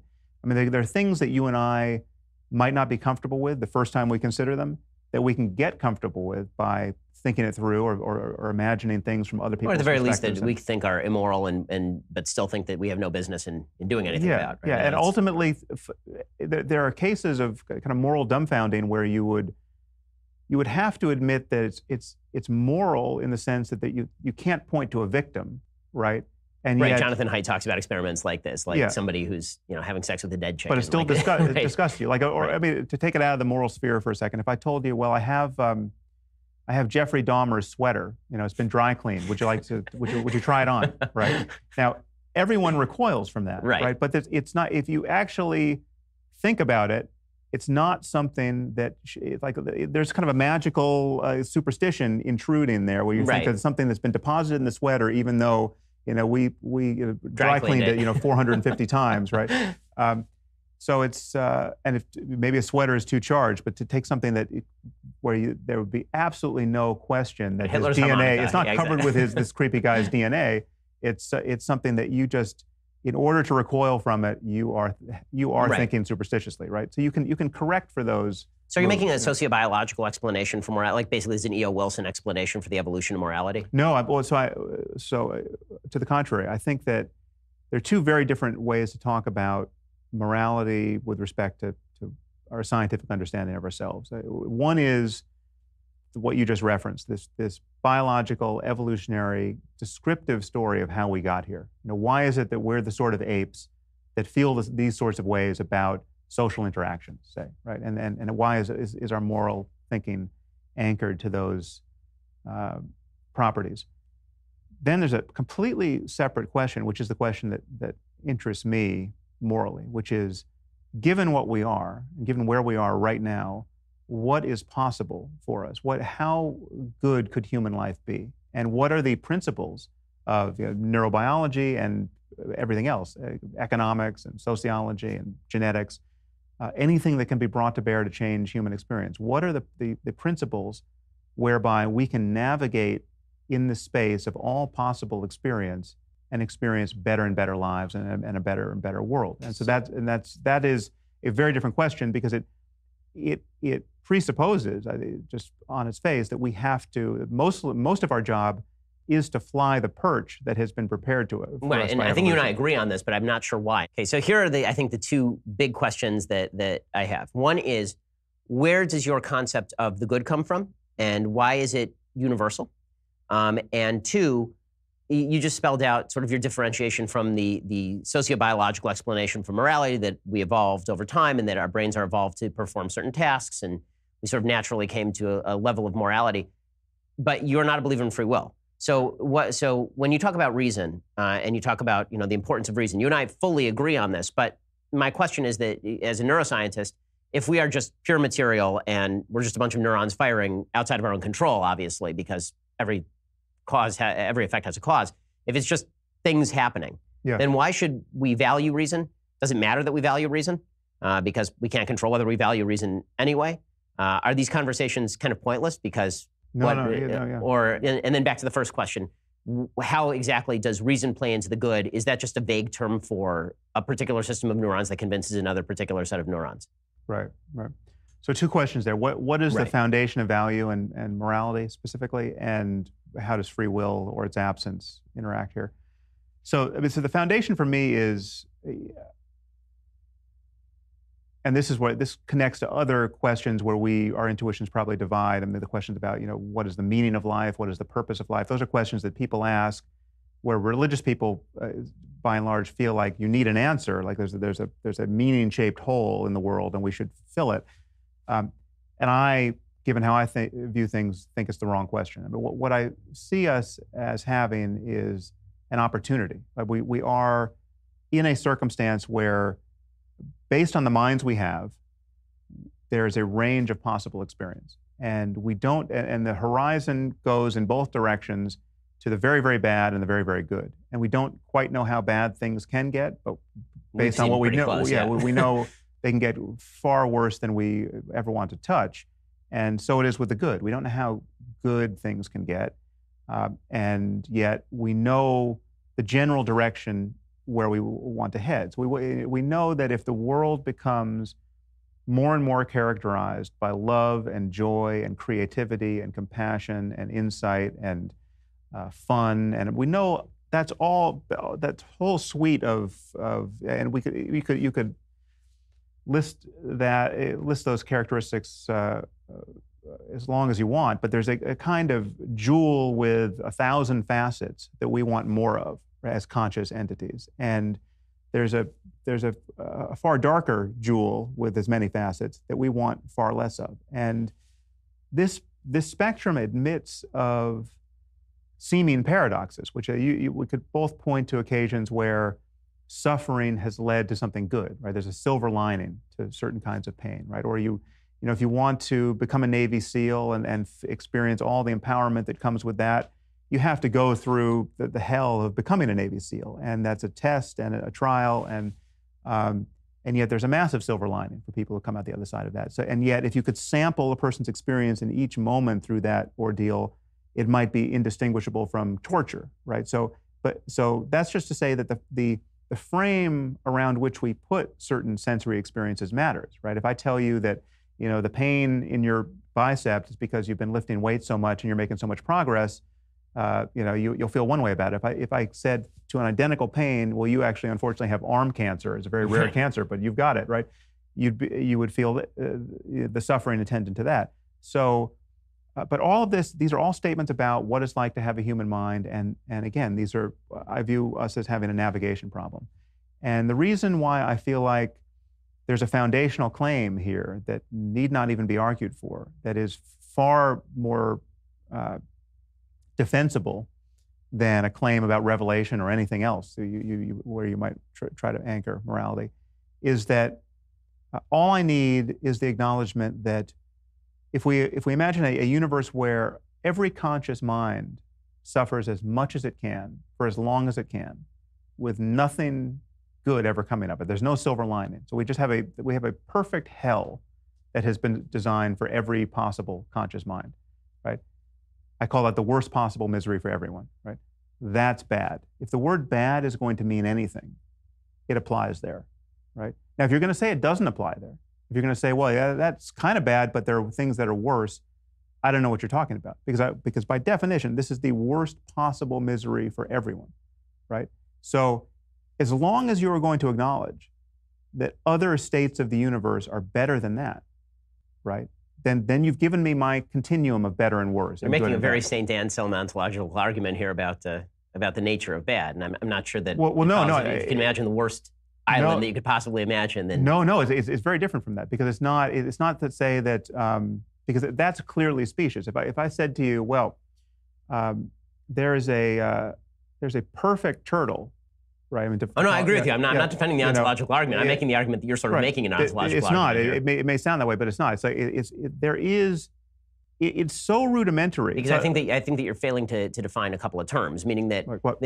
So when you say the worst possible suffering, do you mean physical suffering? Do you mean mental suffering? And the truth is any combination that's the worst combined suffering. But people willingly choose suffering. It's all mental. It's all mental in the end. But it's all a matter of consciousness and its content. Right. And I think I feel like you're playing a little bit of a trick when you sort of presuppose that we share a common definition of suffering. I think there are certain things where we share a definition of. Let's say we don't, but so let's say we have a helmet we can put on and dial in every possible conscious state for a human brain, right? Okay. So you can wear the helmet and I can wear the helmet, mm-hmm. and we each tune it to state, X551, right? Right. And I say, well, how do you like that? So one thing that is implicit here, although it's not a defeater if it's not so, but I have an expectation that you and I will converge, perhaps not on every specific state as our favorite or our least favorite, but there'll be whole families of states there that you and I will acknowledge. Well, these are all fantastic. Maybe I'm not sure which I like better than the other, but this is really good. I'd like to feel more of this. And we'll converge. And this is just based on the similarity. I mean, so how do you not end up, if you're pursuing the ultimate, if there is such a thing as the ultimate possible good, and this good is what you are, how do you not end up, number one, in sort of the brave new world? You're drugging yourself the whole time for pleasure. That's an interesting question. And number two, this does bring to mind an essay by George Orwell that he wrote in 1940 about the rise of Nazism. And what he basically suggested was, why is it that everything is so good in the West? Like everything is much better in Britain than it is in Germany, and yet people are willingly joining up with this monster to go and fight. And he said, because it turns out that a lot of people don't want freedom, a lot of people don't want pleasure, a lot of people are willing to forego those things in favor of a higher pursuit. And you see that now with literally billions of people who, I think that the Bush line that every human soul yearns for freedom, I don't think that's true. I think there are a lot of people who misdefine freedom or think that freedom is something that freedom is not. Otherwise, they wouldn't willingly convert into these systems. So I think that it is a little simple. No, but none of this contradicts the picture I'm painting. It's just that all of these things, all of these differences among people will have explanations, and we don't yet have those explanations in hand. But so take the simplest case. You and I each put our hand on a hot stove. Right now, given our similarity neurologically, I would expect if the stove is hot enough, you and I will have indistinguishable responses, right? Mm-hmm. And if you don't, Sure. If one of us doesn't have that response, there's something wrong with our nervous system. So, but let's just say we met somebody who had a different enough response that we even couldn't converge on the question of, hot stoves are, not worth touching, right? You have a masochist who likes a certain kind of pain that you and I find intolerable. Now, there's an explanation for that difference between us. Now, it might be an explanation that we would have some insight into. Maybe this person has trained himself to feel this, and he just gets this massive, opiate rush for, it's like, in Lawrence of Arabia, Right. Lawrence, I mean, apparently that's a true story about him. But that's, you can train yourself to feel a different way about certain kinds of classically unpleasant stimuli.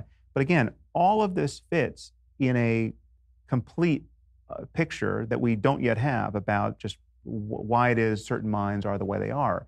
So the macro question for me is, given all the minds as they are, where should we want to go, both individually and collectively? And there may be multiple right answers to this. It's not that there's just one sort of life that is the best possible life. There's a range of different lives that, given 1 million years to talk about it, we might not be able to distinguish which is better or worse. Like is Chinese food better than Thai food, right? Like there's a range of differences there which don't matter for better or worse. It's just different, right? And yet at the end of the day, if you really preferred one and I really preferred the other, we could find some reason why that's the case. I mean, you might be a super taster of certain tastes on your, genetically. But then it's still coherent to ask, should we, like, if we could really intrude in the brain and change our intuitions about better and worse, right? If I could change your sense of the rightness of certain actions or the wrongness, we could make this we could ask this additional question of whether that would be good. Because that would be a new way of navigating in the space. And this brings you to your Brave New World question. So, like, if it's possible to, let's say we had a cure for sadness, right? This is an example I've used before, where we have a pill that perfectly cancels the feeling of grief, say. So at what point after the death of a loved one would you want to take this pill, right? And the answer might be never, and you would have a reason why that was the case. But you could imagine someone who's just so destroyed by the experience of grief that they just can't get their life back on track. Everyone in their life is worried about them. They're on the verge of suicide. At a certain point, you'd say, well, let's just give you this pill and just see if we can bring a little daylight in there, even if you were against using it for yourself, sure. right? But presumably, you wouldn't want to take it 30 seconds after your kid was run over by a bus. You just see the worst thing that's ever happened in your life happen, and then you just pop this pill and you don't feel anything, one way or the other about it, right? You're ready to go to Starbucks, right? That would be a complete fragmentation of who you are with respect to the love you feel or felt for your child, right? Like what does loving your child mean if immediately upon his or her death, you want to cancel your grief and you feel great, right? So we don't know it'd be hard to find the right answer, and this kind of thing is very likely coming, by the way, right? It's very likely we will one day have a cure for grief, right? And we'll have to figure out how to use it, and there will be wrong ways to use it. But I think what we want, I think the intuition that causes you to ask this question about Aldous Huxley and Brave New World is that we're right to want to be anchored to reality in some sense. And if we were ever faced with an opportunity of just uploading ourselves into a simulation where just the world is a video game and nothing is real, right? So like that our states of happiness are totally divorced from the reality of our lives, right? And our actual relationships and the conscious experience of other people, that would be a bad thing, right? And yet we could imagine a circumstance of maximizing pleasure in a way that's divorced from reality. And that's an interesting argument to have ethically, because I think that our intuitions about that could change to some degree. And I think that there are ways in which we're already in something very much like a simulation that's not, to talk about what is real in this context is interesting.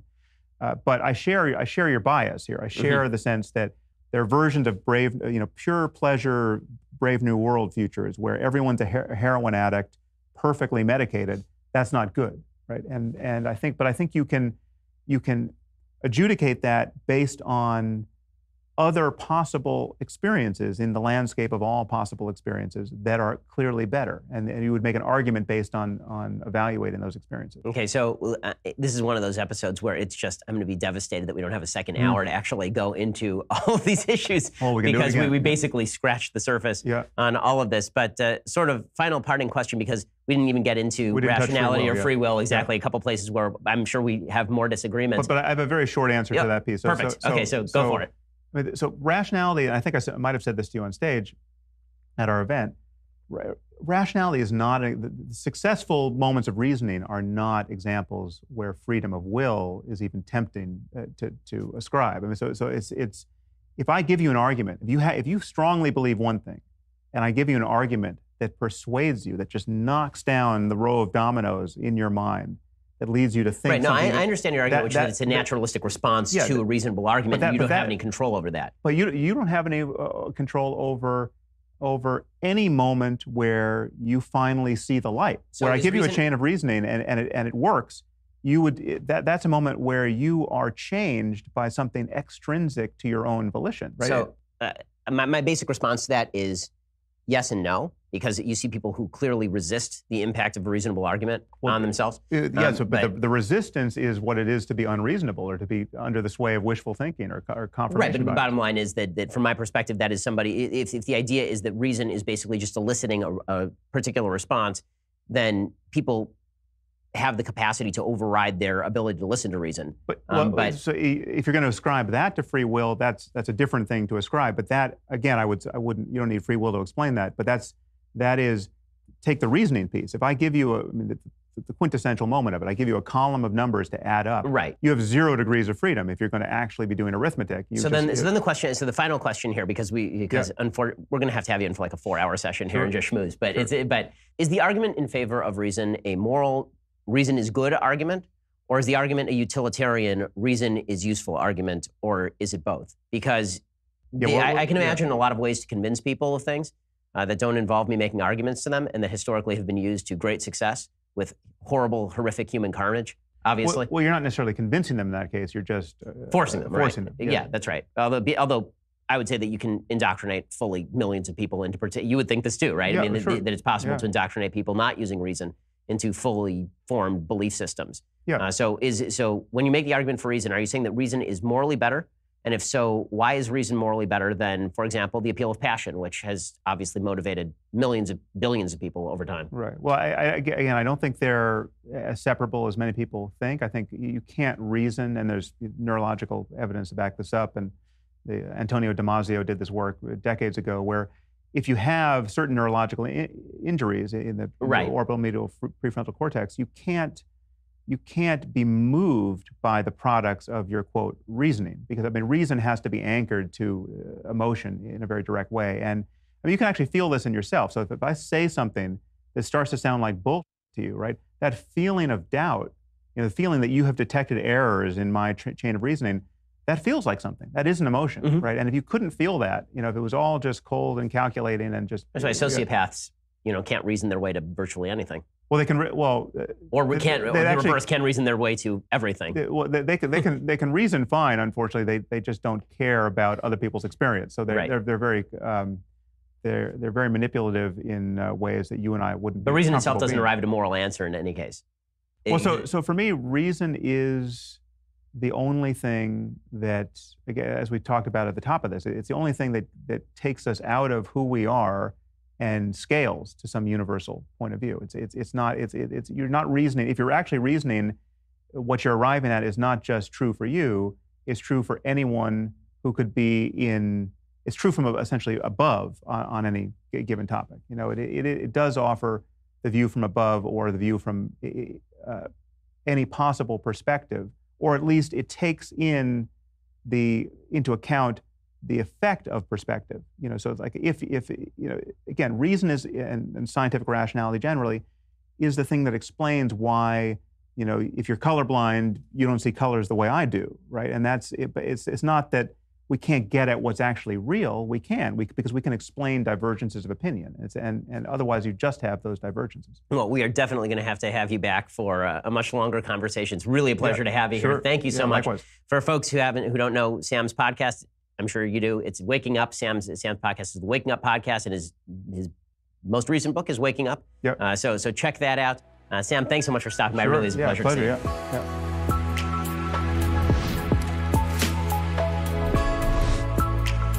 The Ben Shapiro Show's Sunday Special is produced by Jonathan Hay, executive producer Jeremy Boring, associate producers Mathis Glover and Austin Stevens, edited by Alex Zingaro. Audio is mixed by Mike Coromina. Hair and makeup is by Jesua Alvera, and title graphics by Cynthia Angulo. The Ben Shapiro Show's Sunday Special is a Daily Wire Forward Publishing production. Copyright Forward Publishing 2018.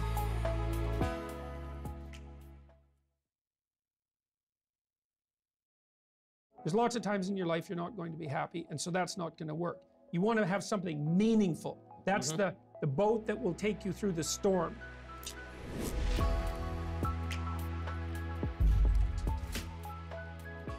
Well, here we are with Jordan Peterson, and I could not be more excited to talk with the best-selling author of 12 Rules for Life, and I will talk with him. But first, I want to say thanks to our sponsors over at Helix Sleep. So, there's nobody on the planet like you, so why would you buy a mattress built for everyone else? Working with the world's leading sleep experts, Helix Sleep developed a mattress that's customized to your specific height, weight, and sleep preferences so you can have the best sleep of your life at an unbeatable price. Here's how it works. You go to helixsleep.com, fill out their 2-minute sleep quiz, and they'll design your custom mattress. They even customize each side for you and a partner. In 2018, Helix Sleep has taken customized sleep to the next level with their Helix pillow. It really is fantastic. Their all-new pillows are fully adjustable, so you can achieve perfect comfort regardless of sleep position or body type. Helix Sleep has thousands of 5-star reviews, plus you get 100 nights to try them out. Go to helixsleep.com/BenGuest right now, and you'll get up to $125 toward your mattress order. That's helixsleep.com/BenGuest for up to $125 off your mattress order. Again, that's helixsleep.com/BenGuest. Get the deal with Ben Guest and make sure that they know that we sent you. Okay, so I could not be more excited to speak with Jordan Peterson. Well, as Jordan knows, before the show, we talk for an hour before the show just about interesting things we should have caught on tape. But now we're actually going to get a chance to do it live. So here is Jordan's new book. If you haven't bought it yet, everybody on planet has bought this book. I was walking through the office today. We didn't have a copy in the office. The person at the front desk had a copy of your book just sitting on her desk. So that's the way this works. 12 Rules for Life, an antidote to chaos. Fantastic book, obviously topping all the bestseller lists all over the world. Jordan, thanks so much for joining the show. Really appreciate it. Thanks for the invitation. Well, you know, obviously your prominence has just blown up in the last year and a half. We were talking before the show about why that is and why there are so many people who suddenly are very angry about you. I noticed there was an article in Politico suggesting that young, angry white males, you are now their leader, so congratulations. Oh, yes, yes. And I wanted to ask you about that. Why do you think that, number one, your profile has become so big of late? And number two, why do you think it is that so many members of the left are so angry about that? Why are they characterizing people who listen to you as angry, enraged young white men? Well, we could look at the characterization to begin with, you know, because I think it speaks to the pathology of the radical left instantly. They're absolutely incapable of viewing the world except through group identity terms. You know, and so if someone comes out and disagrees with them, then they have to characterize them by their fundamental group attribute, whatever that happens to be. Maybe it's gender, because that's a favorite, or maybe it's race. And so angry white men, young, there we go, sexist, ageist, and racist all at once, right? They're angry, young, white men. Well, it has to be that way if you're going to play the leftist game, because that's the only way that you can look at the world. And then if you can't make your opponent reprehensible in some manner, and it's strange that they would attempt to make them reprehensible on the grounds of race, age, and sex, since that's precisely what they stand against, hypothetically. But if you can't make your enemy reprehensible along some dimension, then you have to contend with them seriously. And so, you know, if I'm not an alt-right fascist like Hitler, you know, or Milo Yiannopoulos, which was how I was characterized in Canada, because the radical leftists can't even get their bloody insults straight. He's like Hitler or Milo Yiannopoulos. It's like, because there's no difference between them, right? No obvious difference. It's just another attempt to pillory, as far as I can tell. And I think that it's dreadful. I really think it is. There was an article written by I believe the editor of the New York Review of Books that was just republished in the Globe and Mail, talking about the emergence of hypermasculinity and how I was somehow responsible for that or contributing to it, like Mussolini. And I read that and I thought, yeah, like Mussolini. And I thought, okay, so what are you doing? I see. You're defining masculinity, you're conflating masculinity and hypermasculinity at the same time. Then you're virtue signaling by being against hypermasculinity. But really what you're trying to do is bring down whatever it is that's masculinity. And what masculinity is in this frame is something like competence. And so it's part of the radical leftists' general war on competence as well, which I think is one of the most pernicious elements of the culture wars. The dissolution of hierarchies, the assumption that every hierarchy has to be based on power and serve the needs of your group, whatever that happens to be, that there's no such thing as competence. And then the other thing that's reprehensible about it, because that's not enough, is that it's just wrong. Like, I've got tens of thousands of letters from people, and people come up to me all the time on the street. I'll give you an example. This is a great story. This is really touching. So I was in LA about a month and a half ago, and I was downtown LA, and downtown LA is kind of rough. And I was wandering around and with my wife, and this young guy pulled a car up beside me and hopped out. And he was kind of a stylish looking 21-year-old Latino guy, something like that. He was all excited.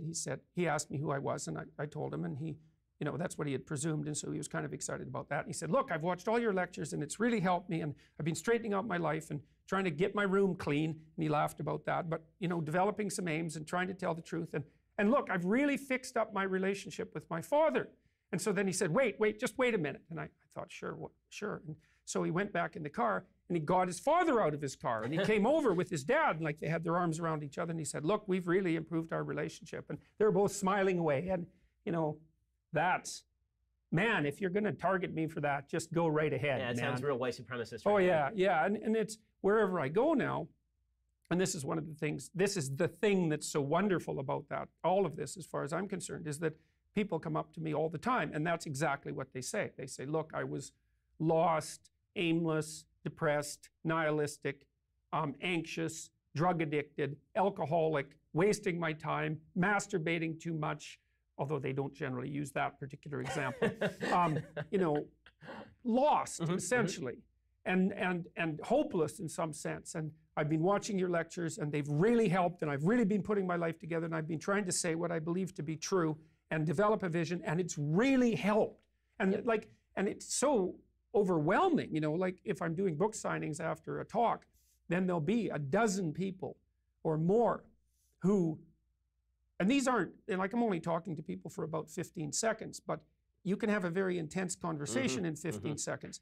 And they'll say, look, like I was suicidal, man. Like I was really hanging on to the edge of the earth by my fingernails, and I'm better. And they have tears in their eyes. It's like, that's an amazing. Little of that goes a long way, man. Well, I think that when I look at your rise, and look, I talk to people who love what you do. I mean, every time I go on the road and I'm speaking at a campus, you're the #1 name that gets mentioned by people who come to my lectures. And I think that the reason for that I've seen is really twofold. One is that one of the things that you really talk a lot about is the notion of self-discipline and purpose in your life and control, and the idea that you are in control of your decision-making, and your decision-making matters. That's one. And the other is that you have a unique capacity to say no to things. That when somebody says something to you that is illogical but popular, that you have the capacity to say no. That's what happened in that Kathy Newman interview, that somebody was saying something to you that made no sense, and you just said, well, no, and then you just stood on that no. And when you stand on that no, I think it gives people a lot of courage. Yeah, well, I mean, the gender issue is really an interesting one, because one of my professional domains of expertise is individual differences. I'm a personality psychologist, and so I know the gender difference literature. And it's a very solid literature. Well, first of all, it's very solid. It has a 30-year history. Once psychologists got the personality models down, so that would be the Big Five model, all empirically derived, straight statistics, right? Brute force empiricism. Nobody had a theoretical axe to grind with the Big Five, except to say, maybe there are human traits, maybe they're encapsulated in language. We can use statistical techniques to find out what they are. That was it. That's the whole ideology. So very, very neutral as far as ideologies go. 5 traits emerge. Okay. Are there differences between the sexes? Turns out there are. All right. They're not massive, although if you sum them across all the traits, you can separate men and women with about 75% accuracy. So it's not trivial, but you have to sum across all the traits. Then another question comes up. Well, are those differences sociocultural or biological? Okay, we can test that. We'll go around the world, we'll look at cultures, we'll rank order them in terms of the gender equality of their sociological policies. We can do that with broad agreement from the right and the left. Then the hypothesis would be, if gender differences decrease among more egalitarian societies, then the gender differences are sociocultural, or at least more sociocultural. That's exactly the opposite of what was found repeatedly. That's pseudoscience. It's like, no, that's mainstream psychology. Those papers have thousands of citations. And right, the average humanities paper has 0 citations, right? And then the next most common one has 1. 3,000, that's an unbelievable classic. And here's the other bit of proof. Like you say, well, how do you know that you can trust someone's judgment about a fact? The fact emerges despite their ideological presuppositions. Okay, so it's well known that the social sciences and the humanities have a left tilt, and a lot of that's temperamental, and the tilt has become more pronounced. But as Jonathan Haidt has pointed out, there are no conservatives among social personality psychologists, or none to speak of. Very few, yeah. Very few, vanishingly few. And if the field has a bias, it is definitely and indisputably a left-wing bias. Okay, so you have to fight that if you're a scientist, right? Even if you're a left-wing scientist, you have to fight that because you want to get to the facts. It was these social scientists who generated the data that suggested that the gender differences not only were real, but that were bigger in egalitarian societies. They didn't do that to grind their ideological axe, because their ideological presupposition was, no, you make the society egalitarian, men and women get more the same. It's like, nope, they get more different. Oh, isn't that something? And so then there's a corollary there, which is, all right, you could still say, and they're kind of pushing in this direction in Scandinavia, boys and girls are different. Men and women are different. It looks biological. But because people are malleable, you could push the sociocultural structure harder and harder to minimize the biological differences. Okay, well, first of all, maybe and maybe not. Maybe you'd get a rebound and they'd get even, like, the kids would rebel. That could easily happen. But let's say, okay, you could. The problem with that is that if you cede that much power to the state, like, you're basically giving the state the right to socialize your kids. Right. It's like, you really? Really? You really want to do that? I mean, the people in Israel couldn't do that with the kibbutzes, right? It didn't work. So people aren't going to give up their children to the state, and thank God for that. Well, I mean, this is one of the big questions that we were discussing earlier, is that we were talking about, the polarization in politics between right and left. And obviously, you're a psychologist, you're a philosopher, but you've been dragged almost kicking and screaming into this political sphere because everything has been so politicized. And so when you cite social science statistics, and they're scientifically based, you're called a racist, you're called a sexist, you're called a homophobe, and called Milo Yiannopoulos. Exactly. So why is it that why do you think it is that so many folks on the left who purport to be all about reason and science and objective fact are so willing to throw those out the window the minute that it becomes politically inconvenient for them? Well, because imagine that a cognitive system, so an interpretation of the world, has levels. They're axiomatic levels. Some fundamental presuppositions are more fundamental than others. And you could say, well, the leftists historically, maybe because of their atheistic rationality, are more on the side of science than, say, the fundamentalists of any sort. But when push comes to shove, you find out how the axioms are nested. There's deeper axioms underneath that, which is that all hierarchies are based on power. And all power plays are based on group identity, tribal identity, essentially. And that the entire history of the world is nothing but a power play between these different identity groups. It's like, okay, well, if the science indicates that some of that's wrong, then do you alter those beliefs or do you alter the science?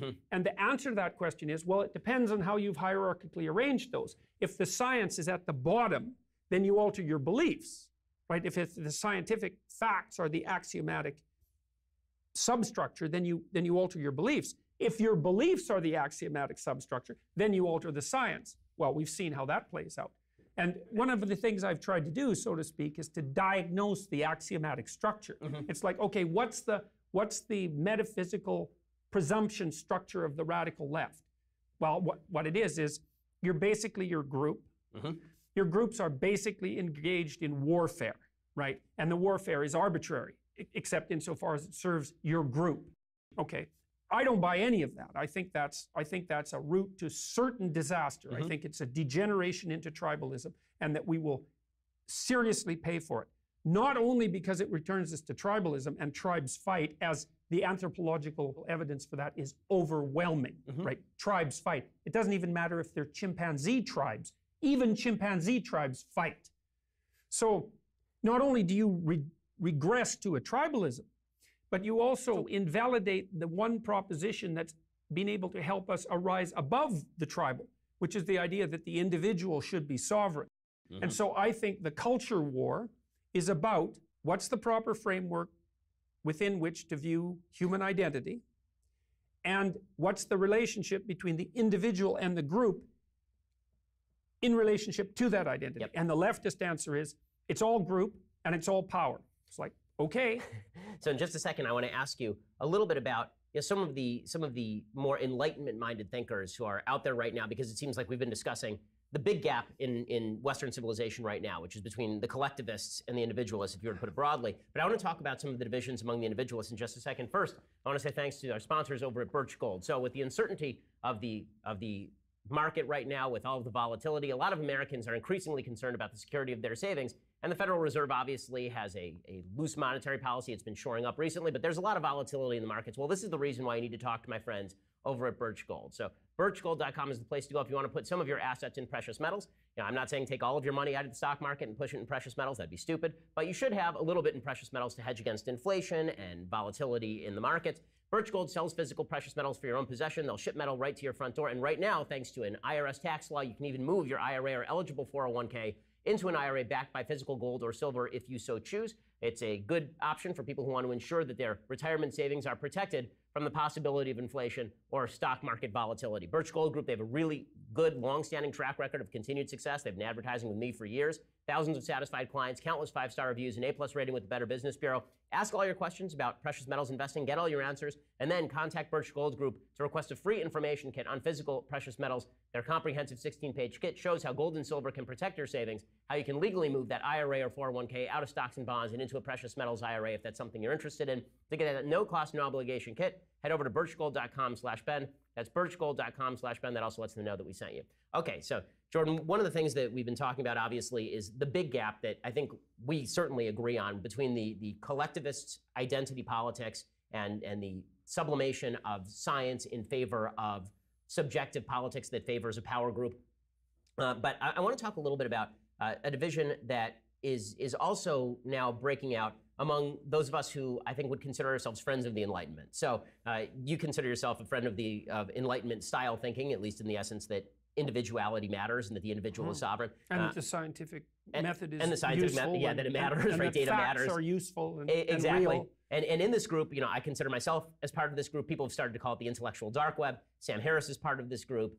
There are a wide variety of folks with a lot of broad political differences that are part of this group. But there are some real differences that have broken out even among people who consider themselves part of this group, right? Steven Pinker has a different perspective on the world than you do. I have a different perspective than Sam Harris does. You and I have our differences probably on some matters of philosophy. So where do you think the vulnerability lies in the possibility of revivifying an Enlightenment mentality? Because it seems to me that one of the big problems that's popping its head up above the water now is the rejection of the Enlightenment in favor of this old style tribalism that you've been talking about. That we're now going to repeat history because we've benefited so much from the Enlightenment that we forget that things don't have to be this way. Right? We've got so much nice stuff, we live in so much freedom, that we forget that if we just toss those Enlightenment ideals out the window, things get really ugly again. I think that's what unites. Well, that's the question, is that what do you toss out the window before things get ugly? Right. And the Enlightenment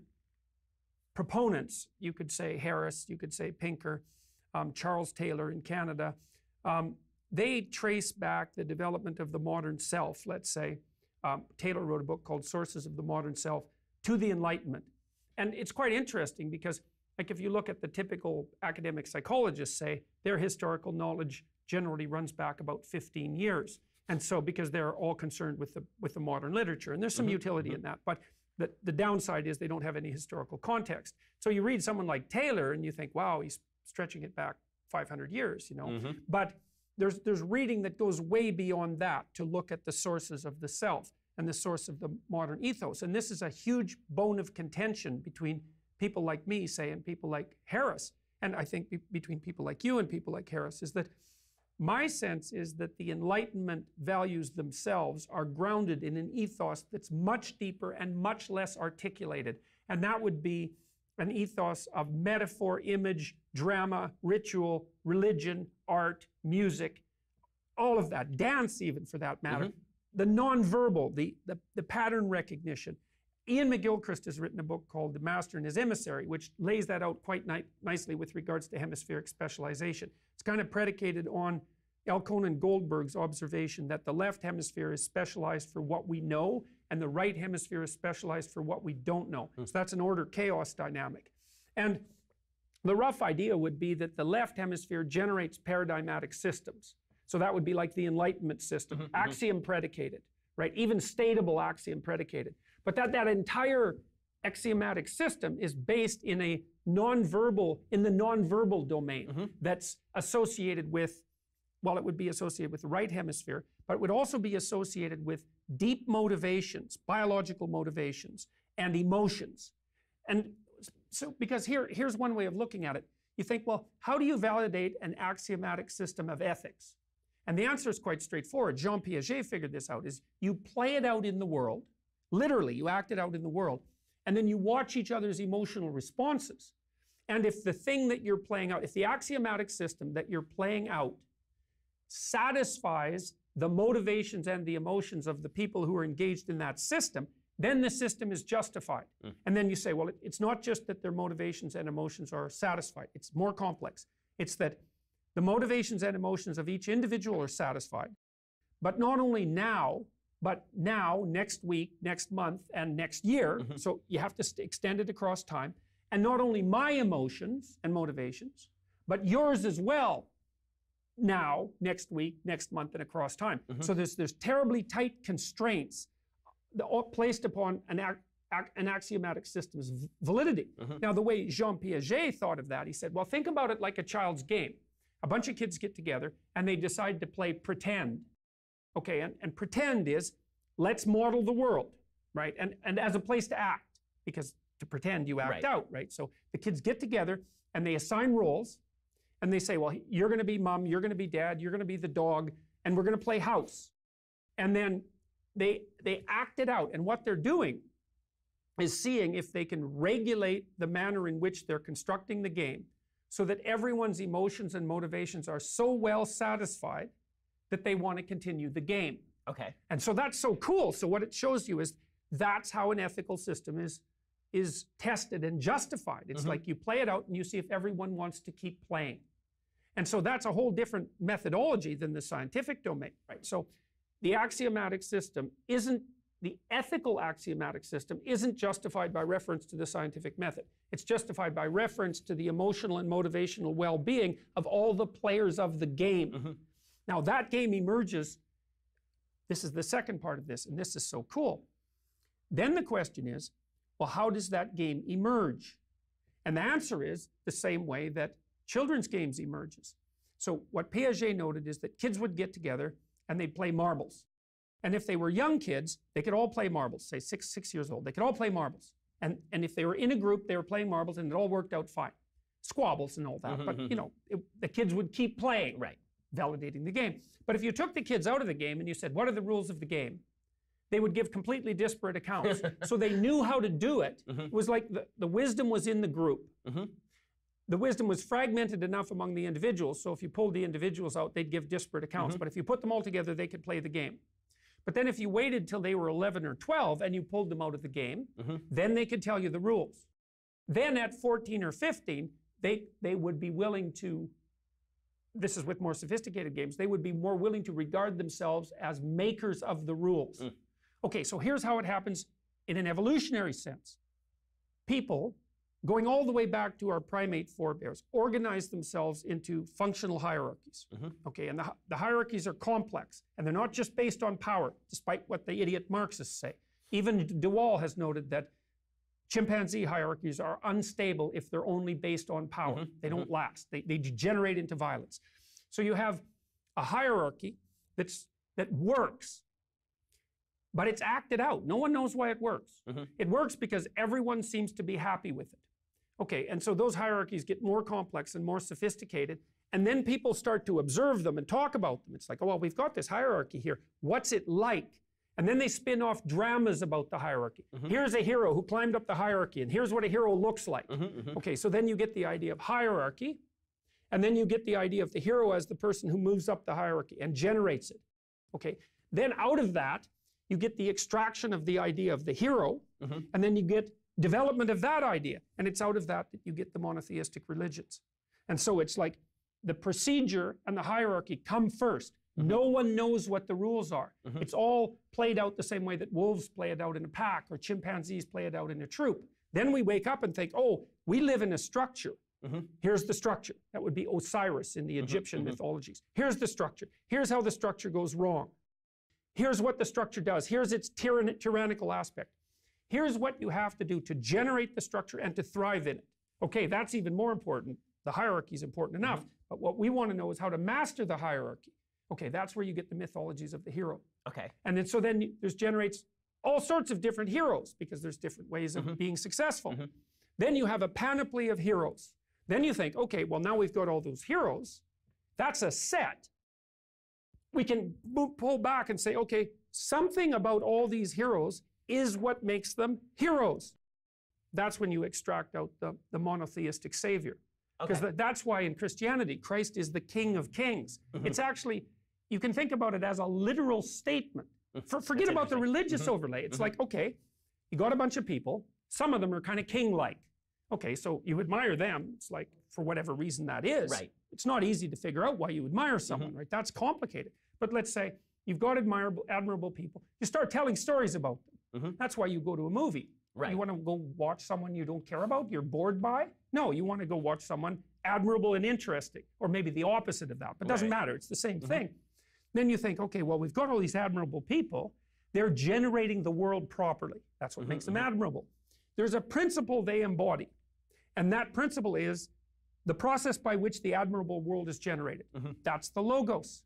Okay. That's the thing that's operative at the beginning of time. So here's my question about all of this, because now we're really not talking about 12 Rules for Life as much as Maps of Meaning, which is your first book, which you're doing the audio read of it now. The audio, and it's definitely a harder book than 12 Rules for Life, and a much more complex book in a lot of ways than 12 Rules for Life. So how universal are these systems? Meaning, why is it that the Enlightenment only arrives at one time in human history, in one place in human history, as opposed to if human biology is essentially consistent across humanity, then why is it that if at the apex of the levels you end up with the Enlightenment idea, which is where we started this particular question, then why is it that it only arrives in one place at one time as opposed to arriving in a variety of places in a variety of different times and a variety of different cultures? That's a great question, man. Okay, the first thing we would say is the process by which the hierarchy itself and success within the hierarchy is generated, that's to be accounted over millions of years. At least hundreds of thousands of years, but I would push it back because you can see analogs in the chimps. So 20 million years, let's say. That's a long time. On that time scale, the fact that the Enlightenment values arose in Europe 500 years ago before anywhere else, it's like, well, who cares? It's 5 old men long, right? If you put 5 100-year-old men in line, it's like, it's yesterday. It's this morning. So we've evolved these hierarchical structures. That's our culture.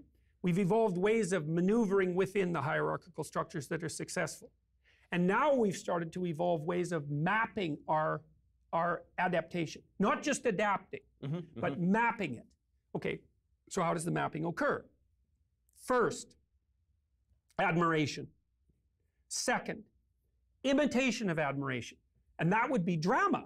It's like you dramatize. Shakespeare extracts out what's admirable and interesting and plays it out. So that's the use of the body as a representational structure of the body. So we act out what's admirable. You think, okay, now we've kind of got the drama down. We're all captured by this drama. It's like, well, then the literary critics come along, the philosophers, and they say, oh, what are the principles by which the admirable people operate? It's like chimps woke up and said, oh, well, some chimps are more successful than others. What are the rules of success? It's like, well, there were no rules because they weren't running by rules. Right. There aren't rules until you describe the patterns. Then you have a rule. Okay. That's what happens with Moses, by the way. Right? Moses has a revelation. Here's the rules. It's like, yeah, we've been living out those rules forever. But we didn't know what they were because they weren't rules. They were customs. Right. Okay, so you start by mapping your customs in drama and story. And that way you can represent them and you can transmit them. Then once you have them in your grip, say, they're represented now, not just acted out, well, then you can move one step backward from them, and you can say, well, what's the commonalities among these? What are the general principles? That would be the development of something like the Code of Hammurabi, right? It's like, well, we've got all these customs. What are they? Right. Revelation. It's like, oh, here's how you map the customs. That's the Decalogue. It's the same idea. So it took human beings a very long time to evolve their hierarchies, to evolve their structures of success, and then to have enough people around with enough spare time to engage in the cultural process of the artistic cultural process of mapping the adaptive structure. That all emerges in mythology and drama. Then that lays the groundwork for philosophy. Then the philosophers can come in, especially once it's written, like in the Judeo-Christian pantheon. It's like, oh, now we've got it written down. Oh, well, we don't have to remember it. Right. We can read it, and while we're reading, we can think about it. And so then out of that starts to come the semantic codes. Well, then you get the Enlightenment. It's like, oh, well, here's a bunch of semantic codes. It's like, yeah, those are great. So this is really interesting because, you know, if you read Pinker or if you read Jonah Goldberg's new book, essentially they attribute the Enlightenment to, Jonah Goldberg calls it the miracle. It's almost as though it accidentally occurred in a certain place in a certain time. Jonah doesn't quite go quite that far, I think, to be fair to him. But I think that philosophy that this sort of sprang up randomly here is very much embedded in a lot of Sam Harris's thinking, a lot of Pinker's thinking. And you're taking it further back. But I do wonder if this may be an area of actual disagreement between the two of us, which should be fun. Are you attributing the growth of the Judeo-Christian ethic that emerges into the Enlightenment as also accidentally just pushing the timeline further back? No, I don't think it's accidental. Okay. And I'm not making a reductionist argument. So the first thing is I'm going to say this is how religion evolved. But I'm not saying that this explanation exhausts the phenomena, because it's a very strange phenomenon. It's very, very strange. But that doesn't mean we can't generate a plausible evolutionary account. It's like if you have a bunch of motivated, emotional, limited beings occupying the same territory and competing and cooperating for the same resources, including the resource of cooperation, which can generate more resources. It's not a zero-sum game. There are going to be patterns of adaptation that emerge from that are similar. So here's a way of thinking about it. If you put a bunch of kids together, they're going to evolve games. Right. Well, which games? Well, a bunch of different games. Yeah, but they're all games, right? So so that's the moral relativist element. A bunch of different games. Okay, but the moral absolutist element is, yeah, but they're all games.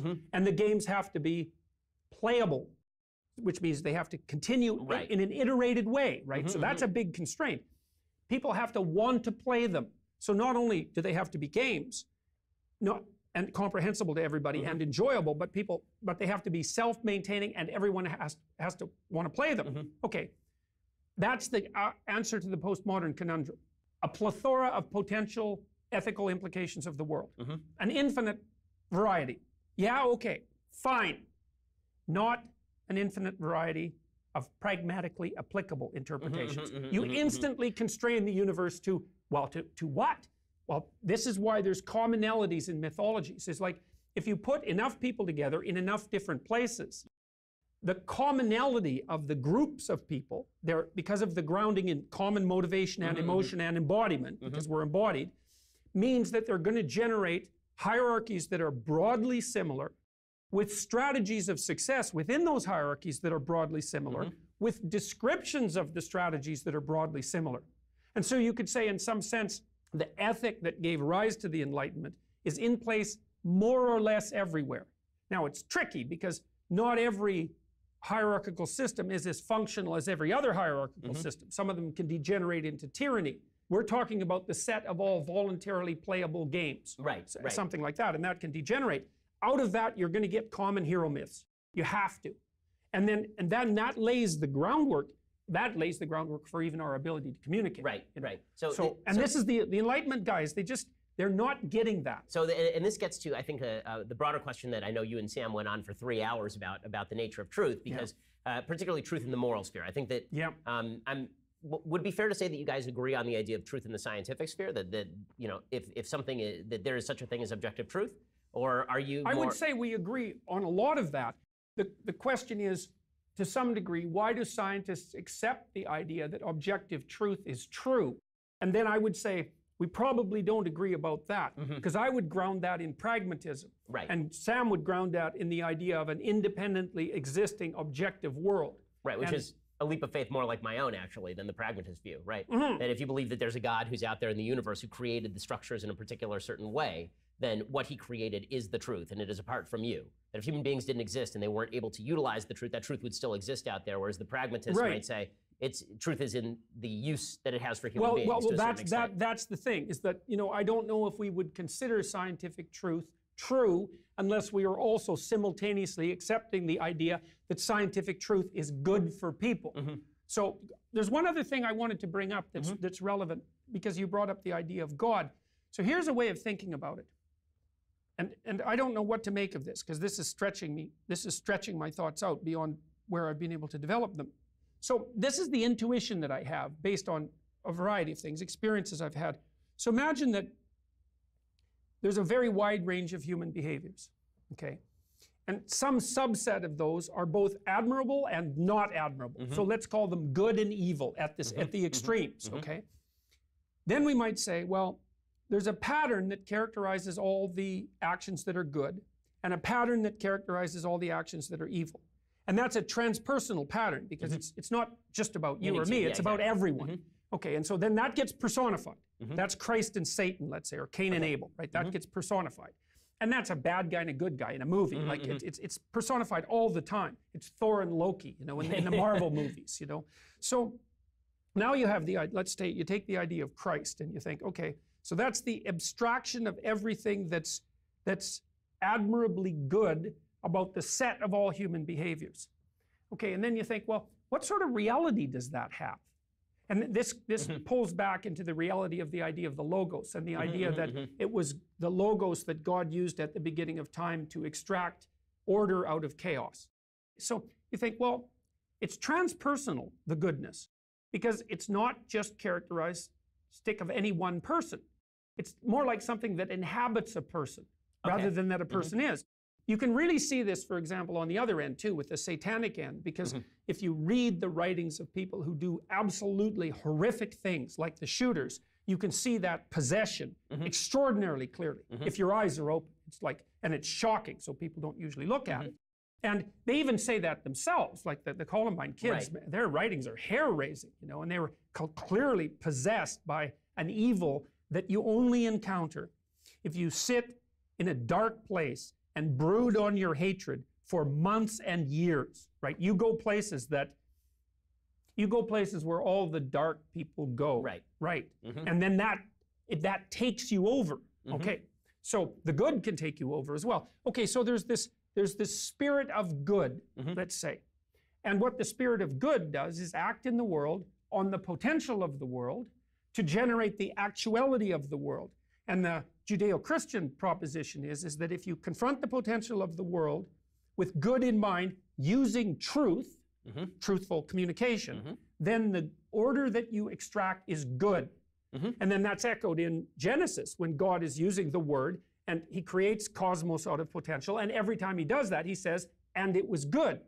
Which is, I think, it's so interesting, because there's a proposition there, and the proposition there is that if you encounter potential with truth, the cosmos you create is actually good. Well, that's just an absolutely overwhelming idea. It's like, if it's true, it's the greatest idea there ever was. Yeah. Now, your thoughts on this, actually, from Maps of Meaning, help generate what we in Judaism called Dvar Torah in Hebrew, meaning a thought about the Bible. But this merged with a little bit of Aristotelian thought, led me to the idea that when it comes to the mystical notion of the tree of good and evil in Eden, what is that supposed to be? What did people do wrong by eating from the tree of good and evil? And my feeling is that what they did wrong is that God created a universe in which the value was embedded in the object, right? In the same way that you, in your book, talk about, if you're teaching a child about an object, the rules of the object are embedded in the teaching about the object. So you use the example of a vase. We were discussing this earlier.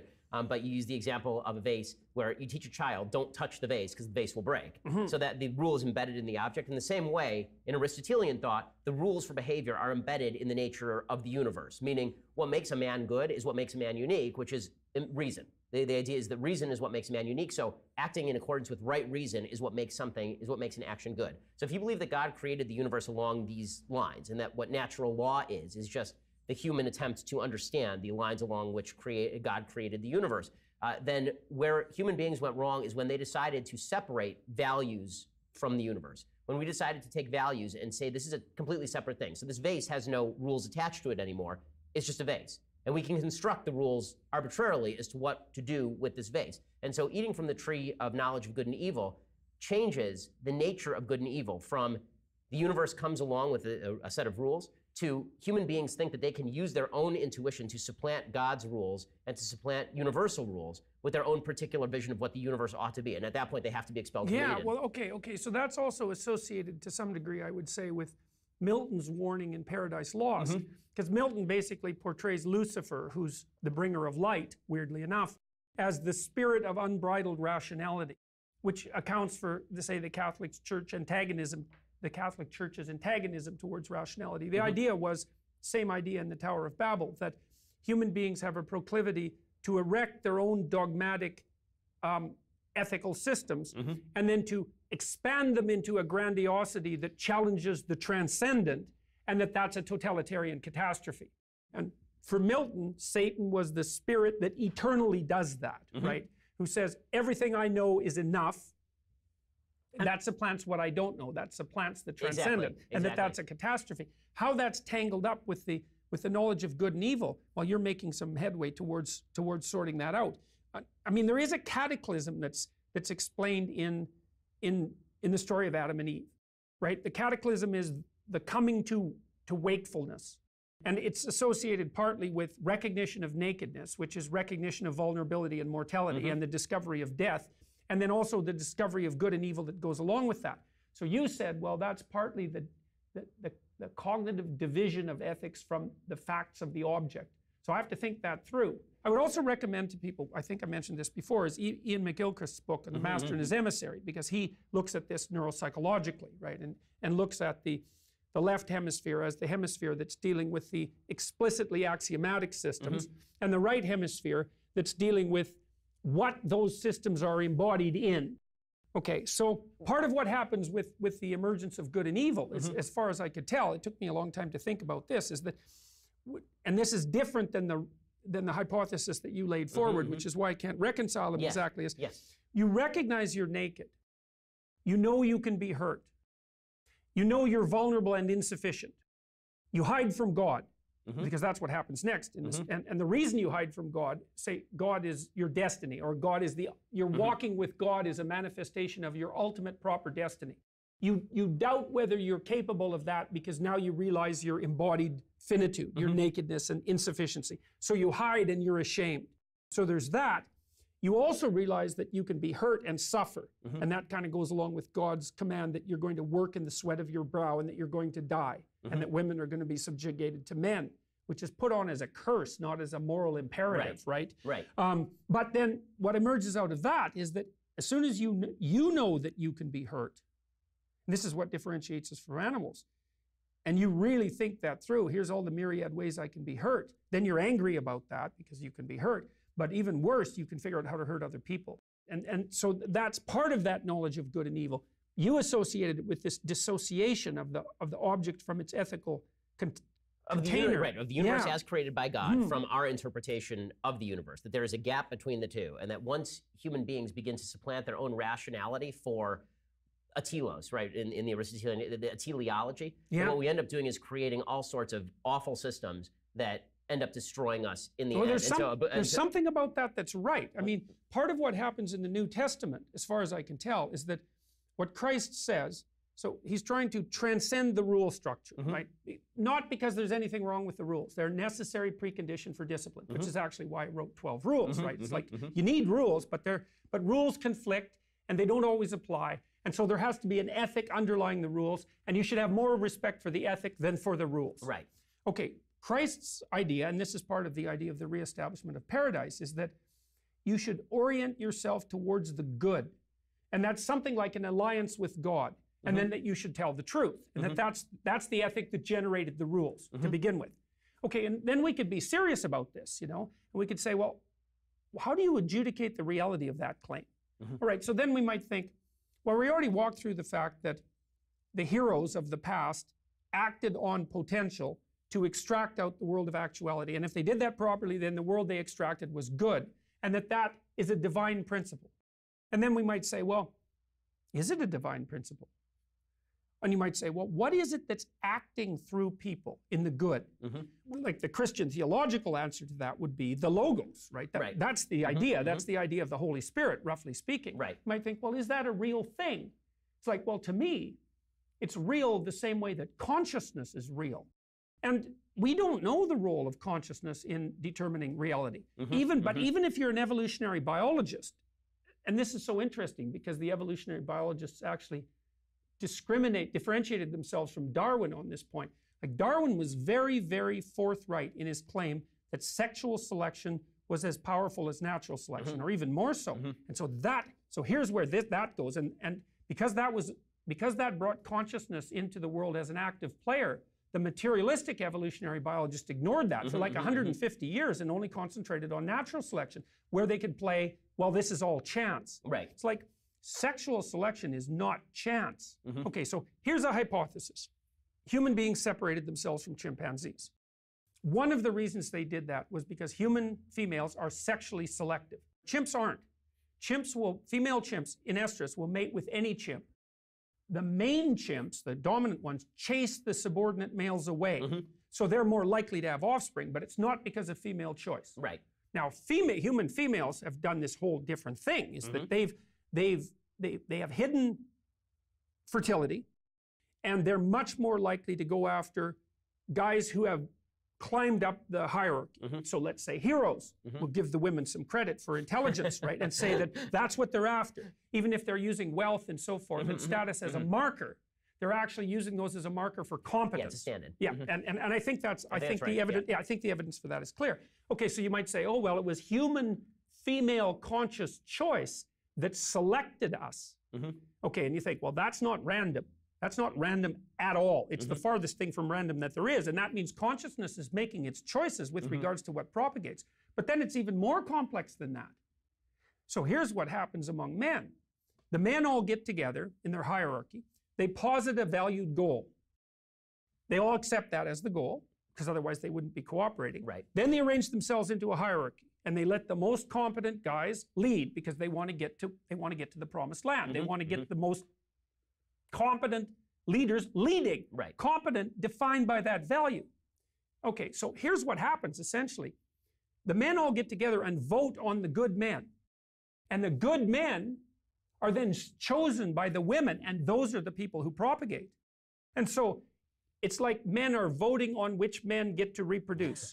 And women are going along with the vote and being even more stringent in their choices, let's say. And so then what you get is that the consciousness that through its active expression transforms the potential of the world into actuality also selects the direction of evolution.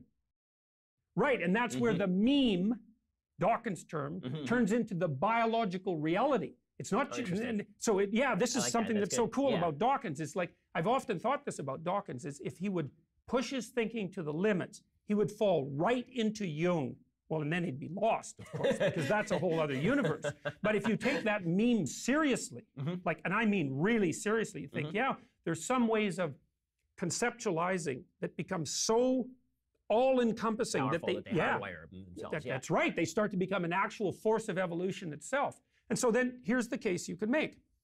Consciousness extracts the proper world of being from potential through truth, and then it's good. It's like, okay, that's a hard one, man.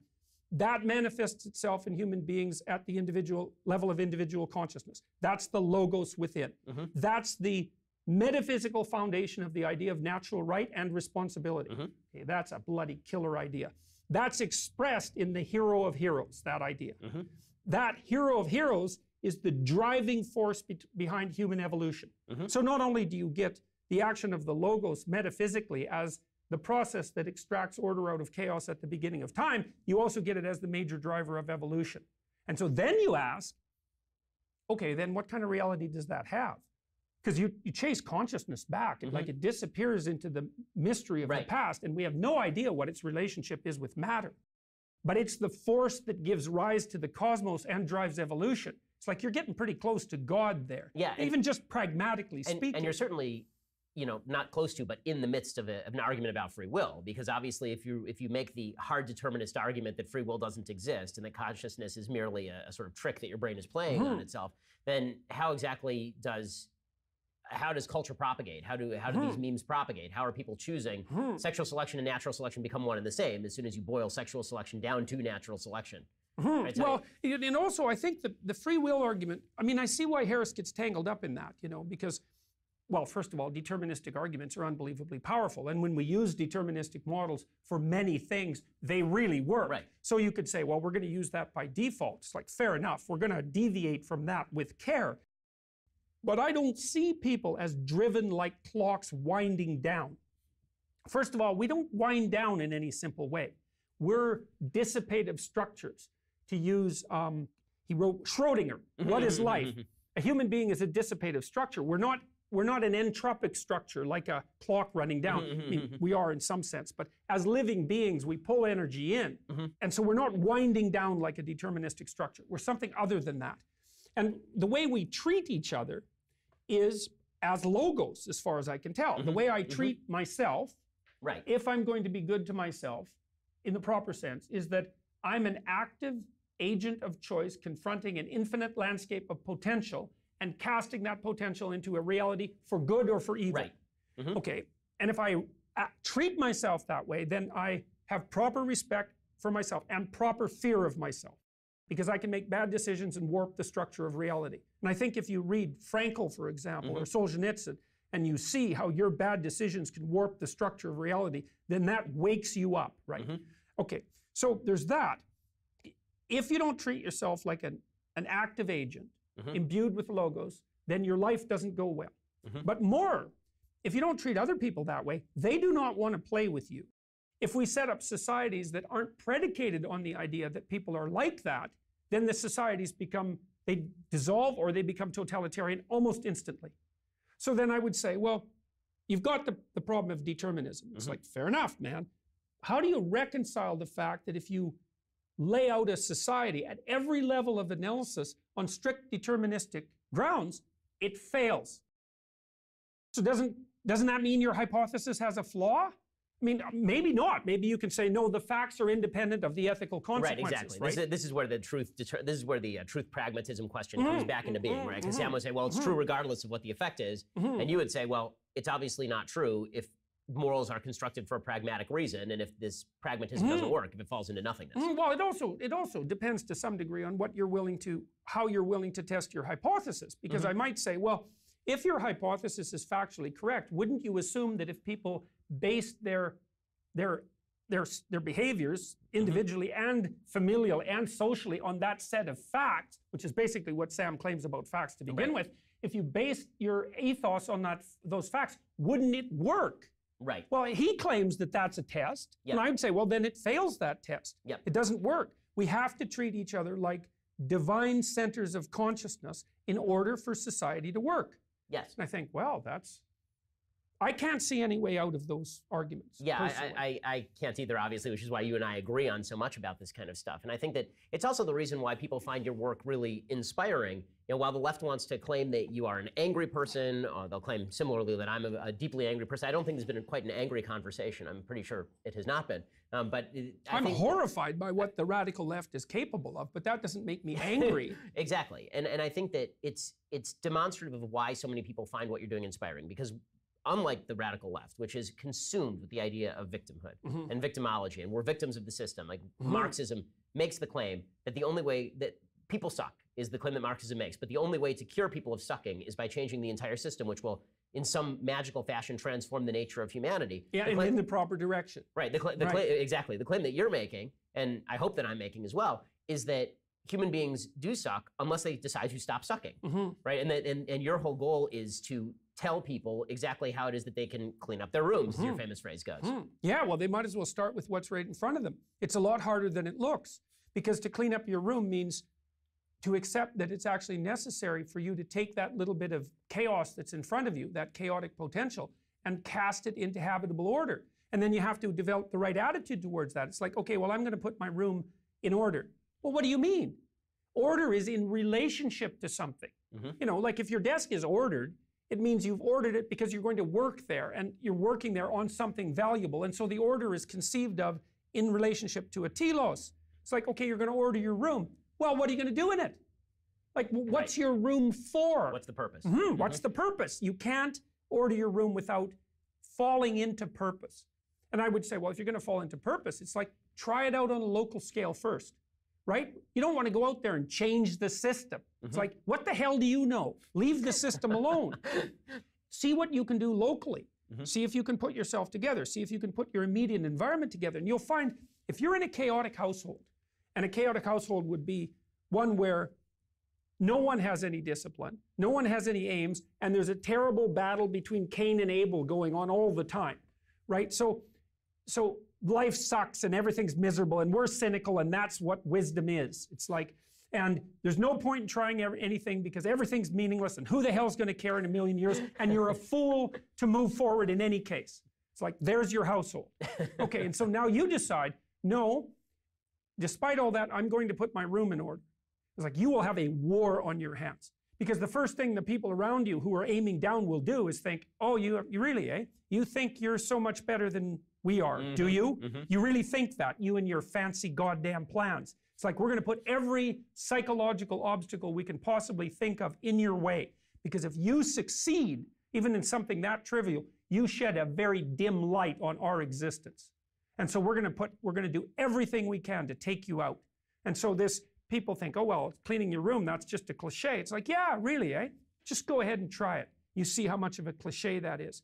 And if you've got your room in order, then put your office in order. See, and then you're going to encounter as soon as you do that, you step out into the social world, you're going to encounter the antipathy between men and women. You're going to encounter the identity politics in the workplace. You're going to encounter how you regulate your sexual morality while you're working with people of the opposite sex. You're going to encounter the ethics that are necessary to move your business forward. It's like it's a microcosm, it really is.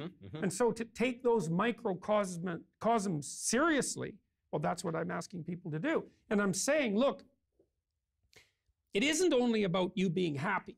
It's like, yeah, whatever, happy. There's lots of times in your life you're not going to be happy, and so that's not going to work. You want to have something meaningful. That's the boat that will take you through the storm, right? When you batten down the hatches.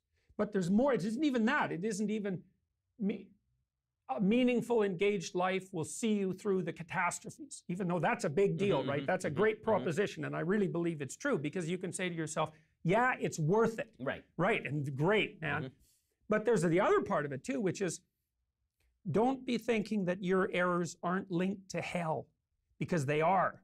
If you look at what happened in the 20th century, the brilliant commentators on the 20th century totalitarian states and all of their atrocities said the same thing over and over. It isn't top-down evil leader manipulating innocent masses. That's not it. It's the moral failings of every single individual, unwilling to say their truth, unwilling to act out what they know to be right, that accumulate and produce the catastrophic state. And so when you're fussing about with your life, when you're not manifesting your potential, when you're falsifying your speech and your actions in the service of short-term expedience, you are working to bring about hell on earth. And that's true. It's true literally, and then it's true, I suspect it's also true metaphorically. And that's a real truth, man. When you get the literal and the metaphorical working at the same time, it's like, that's real. So it isn't just that you have to fix up yourself so that, you can have a better life. It's like, who cares about you for a moment? It's you have to fix up your life, because if you don't, every time you make a mistake that you know to be a mistake, you're leading the world toward hell. And I believe that. I think it's true. Well, Jordan Peterson's book is 12 Rules for Life. Honestly, we could do this all day long, and we'll certainly have you back. I really appreciate the time. There's a reason so many people follow Jordan. There's some reason so many people are buying this book. The book is fantastic, and his other book, Maps and Meaning, is also fantastic, so go out and get a copy of that as well. Jordan, thanks so much for stopping by. I really appreciate it. Thanks, Ben. It was great. Yeah.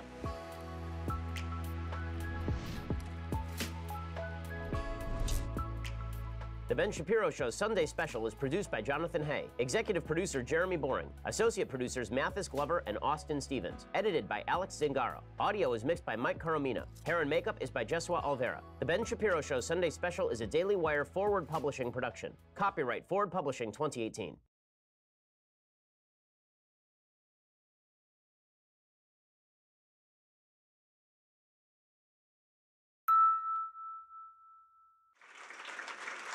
So I assume you're all here to talk about the early work of Carl Jung and this man's carnivorous diet and the Soviet art he collects. No, in all seriousness, I'm really excited to be here with you. We've never met before. Your official title is that you are a clinical psychologist and a professor at the University of Toronto. You've written 2 books, one called Maps of Meaning and the best-selling 12 Rules for Life, which is currently being translated into 40 languages. But this description does not capture what you've become, which is a kind of phenomenon. When I was reading 12 Rules for Life in a cafe in the locker room of my gym, it was sitting out on a bench, people were coming up to me and saying, "This book saved my life." And yet there are other people in the country, including some of my fellow journalists, who insist that you are actually a gateway drug to the far right. So I'm excited to be here with you, not the myth of you, but with the man. And I'm hoping we can use this hour or so to talk about your views on meaning, on gender, on feminism, God, higher education, and I'm sure we can solve all of that in under an hour. So I want to start with the book 12 Rules for Life, which I'm hoping some of you have read. Here are some of the messages in that book. Gender isn't a social construct. People should strive for meaning in their lives, not happiness. Life is suffering, but there are ways to transcend it. Stand up straight, make your bed. Now, all of this to me seems pretty commonsensical. And yet, I don't think that there is a Canadian in the world that I've read more think pieces about. I don't think it's a stretch to say that you are sort of the most loved and loathed public intellectual in the Western world at the moment. So I'm wondering if you can talk a little bit about what that's like and your understanding of it. You've just come from 2 days in Vancouver where, on an event with Sam Harris, talking for over 2 hours about the question of truth. And 5,000 people showed up to those events, not exactly a sexy Beyonce concert. What's going on? How do you understand it and your place in it? Well, I think you don't want to underestimate the role that technological transformation is playing in this. You know, I've been thinking about YouTube and podcasts quite intensely for about 2 years. So I started putting my university lectures on YouTube in 2013. And I did that for a variety of reasons, mostly curiosity, because and the drive to learn. And I've found that if I want to learn a technology, the best way to do it is to use it. And I'm always learning new technologies because, well, not that that makes me particularly unique, but, and I had some success with my lectures on public television in Canada. So I did some lectures with a series called Big Ideas on Canadian public television. And there was about 200 of those lectures, and I did 5 of them. 200 done by 200 different people, but I did 5 of them. And they were regularly in the top 10 of the most viewed lectures. And so I knew that there was some broader market for, let's say, ideas. And I thought, well, I might as well put my lectures up on YouTube and see what happens. And then by April of 2016, I had 1 million views. And I thought, the only reason people are watching these is because they want to watch them, because they're actually really hard. And 1 million of something is a lot. If you sell 1 million copies of your book, well, first of all, that never happens, right? I mean, it's very, very rare. You're very happy. You never have your scientific papers cited 1 million times. You rarely have $1 million. It's a very large number. And I thought, well, this room accepted. But well, fair enough, fair Sorry, enough. guys. And it's, of course, it's not as uncommon as it once was, but it's still a significant number. And I didn't really have any way of calibrating that. I thought, well, what am I supposed to do now that I hit 1 million views? How am I supposed to conceptualize that? What is this YouTube thing anyways that was once a repository for cute cat videos? And what does it mean to have 1 million views on it? And I thought, and so I really started to think about it, because you know, and there were a lot of people commenting as well, and they were into the lectures and following them avidly. And I thought, okay, so what is this YouTube exactly? And I thought, well, for the first time in human history, the spoken word has the same reach as the written word. And not only that, no lag to publication and no barrier to entry. That's a major technological revolution. That's a Gutenberg revolution. That's a big deal. This is a game changer. And then it was soon after that that I discovered the podcast world, which is about 10 times as big as the YouTube world. And the podcast world is also a Gutenberg revolution, except it's even more extensive, because the problem with books and videos is that you can't do anything else while you're doing them, right? When you're reading, you're reading. When you're watching a video, you know, you can be distracted, but you have to pay attention to the video. But if you're listening to a podcast, you can be driving a forklift or a long-haul truck, or you can be exercising or doing the dishes. And so what that means is that podcasts free up, say, 2 hours a day for people to engage in educational activities that they wouldn't otherwise be able to engage in, and that's about 1/8 of people's lives. So podcasts hand people 1/8 of their life back to engage in high-level education.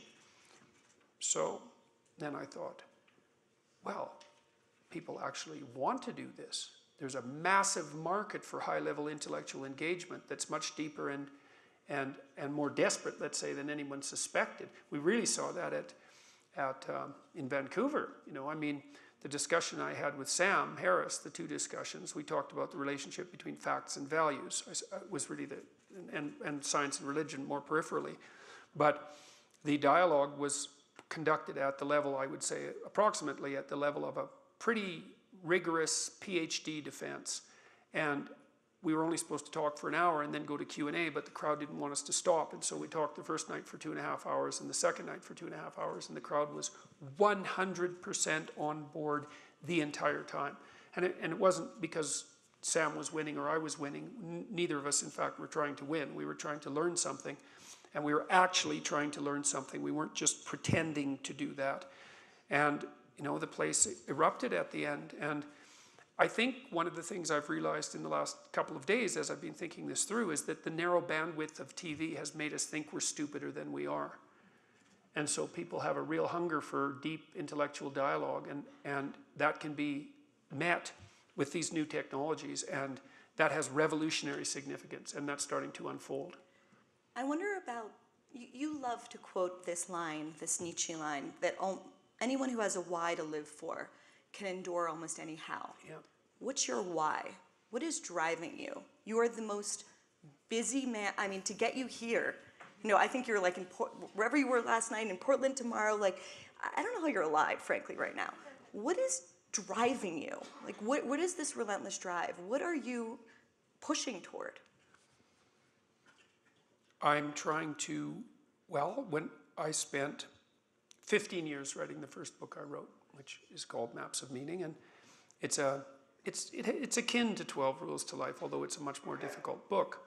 The audio version of that book is out now, by the way. It's been out since June 12th, and I would, if you like 12 Rules or you were interested in it, then you could try that. I think the audio version is much more accessible because it's a difficult book. Getting the cadences of the sentences right is an aid to comprehension. I spent 15 years writing that book, about 3 hours a day writing, and a lot more time reading. And I was interested in solving a problem, which was, I was interested in the great atrocities of the 20th century, the ones that were committed on the right and the ones that were committed on the left, but I was interested in that psychologically. And what that meant was, had I been there, what could have I done to not participate? And so that's what I've been trying to figure out. How? So, because for me, what happened in Nazi Germany and what happened in the Gulag Archipelago and in Maoist China, many places, was sufficient definition of hell. Convincing as well. And I wanted to understand what the opposite of that was. And not sociologically or politically or economically, because I think that in the final analysis, those levels of explanation are insufficient. but psychologically. How is it that you must conduct yourself in the world so that if the opportunity to participate in such things arises, you won't? And, you know, when the Holocaust museums went up, there was a motto that went along with them, which was never forget. And I thought, yeah, fair enough, but you can't remember what you don't understand. And so I wanted to understand it, but I wanted to understand it. You see, when people read history, they either read it as a detached observer, or they tend to read it as, well, maybe the heroic protagonist. People like to imagine that they would be Schindler in Schindler's List, but that's wrong. So, because the probability that you'll be the perpetrator is much higher, especially merely the perpetrator who's ensconced in silence when silence is not the appropriate thing. So I wanted to, having figured out what constituted hell and the pathway to that, which would be, I suppose, the cowardice and resentment that produces either complicitness in those events or failure to oppose them when they emerge, I wanted to understand what the opposite of that was. Because I think that's what needs to be learned from what happened in the 20th century. And so that's why I wrote Maps of Meaning, was to understand that and to lay out what the opposite was. And then that turned out to be extremely helpful to me and then to the people I started to teach about that, because it's useful to know what the opposite of hell is. And I've been teaching those things to people since 1993, so that's 25 years. And the response from the students has always been the same sort of response that I'm getting now, absent some of the negative characterizations, let's say, which have emerged for particular reasons. But the students have always said one of two things, and this is the vast majority of them. This isn't cherry-picked responses. It's been the same everywhere. They tell me, and this is the same response I get from my audiences now too, is they say, you've given me words to explain things, to explain and understand things that I always knew to be true, or I was in a very dark place for one of the 7 reasons that people might be in a dark place: alcohol or drugs or failure of relationships or lack of vision or nihilism or hopelessness or depression or anxiety, you know, all the pitfalls that people can encounter. And I've been developing a vision for my life and trying to adopt responsibility and trying to be careful with what I say, and things are way better. And that's what drives me. So, you know, it's so interesting watching what's happening, because, you know, you said I'm the most loathed and the most loved man. It's like I'm loathed by a very small percentage of very noisy people. And so, and there are people who either don't or haven't or won't or take a look at what I'm doing, partly because it doesn't fit within their conceptual scheme. You know, whenever I'm interviewed by journalists with that have the scent of blood in their nose, let's say, they're very willing and able to characterize the situation I find myself in as political. But that's because they can't see the world in any other manner than political. And the political is a tiny fraction of the world, and what I'm doing isn't political. It's psychological or philosophical or theological. The political element is peripheral. And if people come to the live lectures, let's say, that's absolutely self-evident. That's not what they're about. That isn't why people are there. That isn't what they talk to me about afterwards. It's fundamentally irrelevant. The only reason this ever became political is because in Canada, our provincial and federal governments had the unspeakable arrogance to propose compelled speech legislation in a British common law system where that had never been done ever, even once. And despite the fact that your Supreme Court in 1942 made some such things unconstitutional. Now, and that was... Just explain to people here what actually happened, which is that you opposed this law, which was going to compel you, you say, to use preferred pronouns of people that are transgender. Is that accurate? It's accurate, but partial. So there was provincial laws that were already in place to compel this sort of thing, but a federal law had been generated. And I went and read the policy guidelines within which the federal law was to be interpreted, and those were produced by the Ontario Human Rights Commission, which is a radical leftist inquisition, fundamentally. And they had documented out a very large number of policies that would make anyone sensible's hair stand on end if they read them, which they didn't, but I did. And not only did I read them, I understood them. And having read them and understood them, I made videos. Just one night, I got up at about 3 in the morning because it was really bothering me for a variety of complicated reasons, including the fact that a number of my clinical clients had been bullied into states of ill mental health by radical social justice warriors at their various workplaces. And this was long before I was embroiled in any of this controversy, by the way, so it wasn't a sampling bias.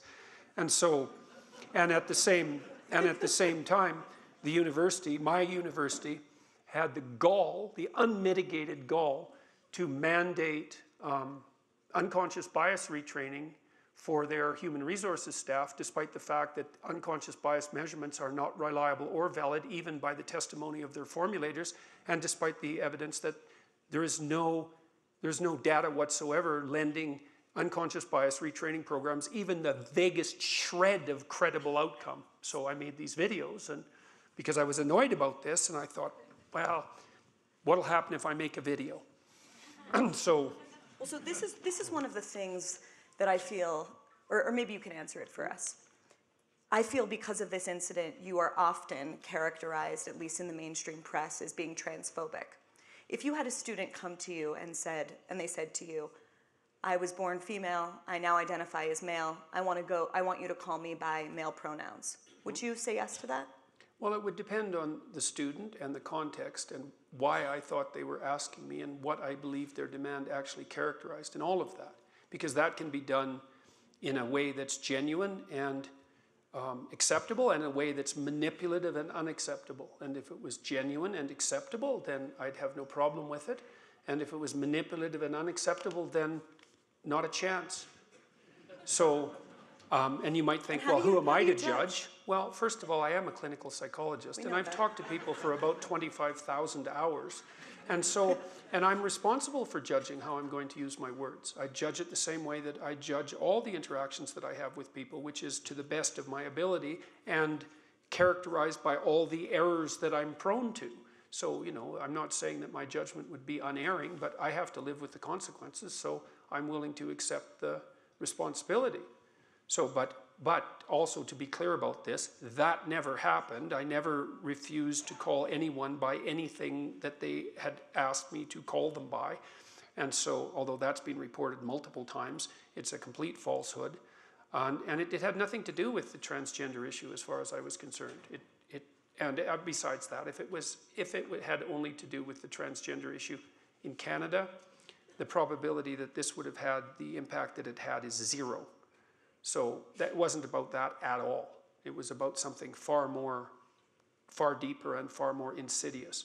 And everyone knew it, which is why it didn't go away. What should have happened is there should have been a bit of controversy around it, maybe even a protest, and everyone's attention should have gone away like a week later. And that didn't happen even a little bit. So there's more going on here than, as I knew, there's far more going on here than this little bill would have revealed. One of your rules in 12 Rules for Life is, I hope I'm getting this right, choose your words carefully. It'd be ironic if I got that one wrong. Be precise in your speech. Okay, be precise in your speech. Which is, you got it right. Okay, sort of. Yeah, well, you got the gist of it. That's the crucial thing. One of the things that's happened to you in the past 2 years is that every utterance of yours, and Caitlin alluded to this in her introduction, is analyzed, maybe manipulated. How do you live with that reality? Well, how do you even have the confidence to sort of continue to, from my perspective, rush into the breach on all sorts of what have become third rail issues, knowing that so much of what you say is going to be mischaracterized? And then I have a follow-up to that. Well, I mean, about 25 years ago, 30 years ago, maybe 1985, I guess that's, how far long ago is that? It's a long time. Some years. Yeah. I decided that I was going to be very careful with what I said. Like I noticed when I was thinking through some of these ideas that I already described, trying to understand what tilted people towards vengefulness and cruelty. I was contemplating that personally, what would tilt me towards that, or what did tilt me towards that. And at the same time, I developed a, what would you call, an acute awareness of my speech. It was part of, because I'd asked a question, eh? And when you ask yourself a question, if it's, you really ask a question, is you start thinking up the answer, whether you want to think it up or not. And the answer that you might generate might bear very little resemblance to the answer that you would like to generate. And I'd asked myself a question, which was, well, what's the pathway out of this hell, let's say, and how might I be tangled up in that? And one of the things I started to realize was that I wasn't very careful with what I said, and that seemed in some way to be related to that. It's not surprising because, you know, it's not really obvious that the Nazis, for example, were all that careful about what they said in terms of its relationship to the truth. Quite the contrary, and the same with the ideologues in the Soviet Union. And so the idea that there was some relationship between carelessness in speech, lies and deception and that sort of thing, or self-aggrandizement, or any of the things that you can indulge in if you're careless with your speech, and the weakening of your character to the point where you might get tangled up in great and terrible sociological movements. That seemed to me to be reasonable. And many people had commented on that, like Solzhenitsyn, for example. And so I started to experience discomfort with what I was saying. And what seemed to happen was that I started to realize and could feel it. I was reading Carl Rogers at the same time, and he actually suggested that psychotherapists pay attention to exactly this sort of thing. I started to understand that many of the things I was saying weren't true. I didn't really believe them. They weren't really my thoughts. They made me feel weak when I said them. Can you give an example? That's a good question. Can I give you an example? Oh, maybe I would engage in an argument with someone at a bar on an intellectual issue for the purpose of displaying my intellectual superiority, or at least hypothetically displaying it, you know. So, you know, sometimes people like to argue, and they like to argue because hypothetically they would like to win. So you don't mean, though, that you were mouthing platitudes? Oh, sure, I was doing that. Okay. Yeah, definitely. Oh, yes, all the time. And sometimes they weren't even platitudes, you know. They might have been things that I picked up in books that weren't cliches, but they weren't mine. I didn't have any right to them. Like, just because you read something doesn't mean you have a right to it. You have to understand it, and understanding something that's deep means a deep transformation. It means you have to live it. And so just because you know a philosophical concept and you can say it doesn't give you the right to utter it as if it's yours. You have to earn that. And I was a smart kid, and so my head was full of ideas that I hadn't earned, and I could lay them out, but that doesn't mean they were mine or me. And so there was a falsity in expressing them. And so I couldn't tell for a while, because I would say things and part of me would be all critical about what I was saying. You don't believe that. That's not accurate. It's kind of a lie. They was saying that to almost everything I said. And I took a risk. I thought, okay, I'm going to assume that the part of me that's critical about what I'm saying is right, even though that was terrible, because often it meant I could hardly speak. And then I learned to only say things that didn't make me feel weak. And then I decided that that's what I was going to do. So I've been careful with what I've been saying for a long time. I'm having a hard time with what you're saying right now, because shouldn't the test be, I'm only saying things that are true, not I'm only saying things that don't make me feel weak? What am I misunderstanding in that formulation? Well, what you're misunderstanding in part is, how do you know the things that you're saying aren't true? And I would say one of the ways you know is that they weaken you. And you can learn that. You can learn to feel that. Carl Rogers talked about this a lot in his work in psychotherapy. He said that one of the primary roles of a psychotherapist was to be congruent. And what he meant by that was that there was no disjunction between what you felt in a situation, let's say, and what you said, that it was all one piece. And that was an embodied unity, not merely a conceptual unity. So I really do think that there's something to it. So you almost mean psychologically weak, not weak in terms of power. I mean psychologically weak. Okay. Yeah. I mean morally weak. Okay. I mean weak in character, that sort of thing. Yeah, that's what I mean. Okay. Yeah, and so you know, I got very careful with what I said, and at the same time I was spending a tremendous amount of time writing. And so I was very careful with what I wrote. So in Maps of Meaning, I think I rewrote every sentence in that book at least 50 times. And so, That's crazy. and every sentence yeah, well, Sorry, that's for that's sure. crazy. Oh yeah, that's for sure. And you know, I'd take the sentence out, and then I'd write a bunch of variants of it, and then I would pick the variant that was best, and then I would try to come up with all the arguments I could about why the sentence was stupid and Please wrong. don't tell me you still do this. Yeah, I still do this when I'm writing. Okay. Did you do that 15 versions of every sentence in 12 Rules for Life also? I said 50. Oh, 50. Excuse me. I was more like... I meant to be precise in my speech, It's okay. but I misheard. It was more like 15 with 12 Rules for Life. Okay. So it was less, but I'm a better writer than I was then, so I didn't have to do it quite as often. So I kept writing it until I couldn't make the sentences any better. That doesn't mean they were good. It just meant that I got to the point where if I was rewriting them, it wasn't obvious that the rewrite was better than the original sentence, so then I had to stop. So my question a few minutes ago was, how has knowing that you're going to be intentionally, your words are going to be sort of intentionally torqued, how has that changed you? Well, it's made me even more careful. Okay. You know, it's exaggerated the care, but you know, I had been quite careful, and the evidence for that is quite clear. So, you know, when all of this political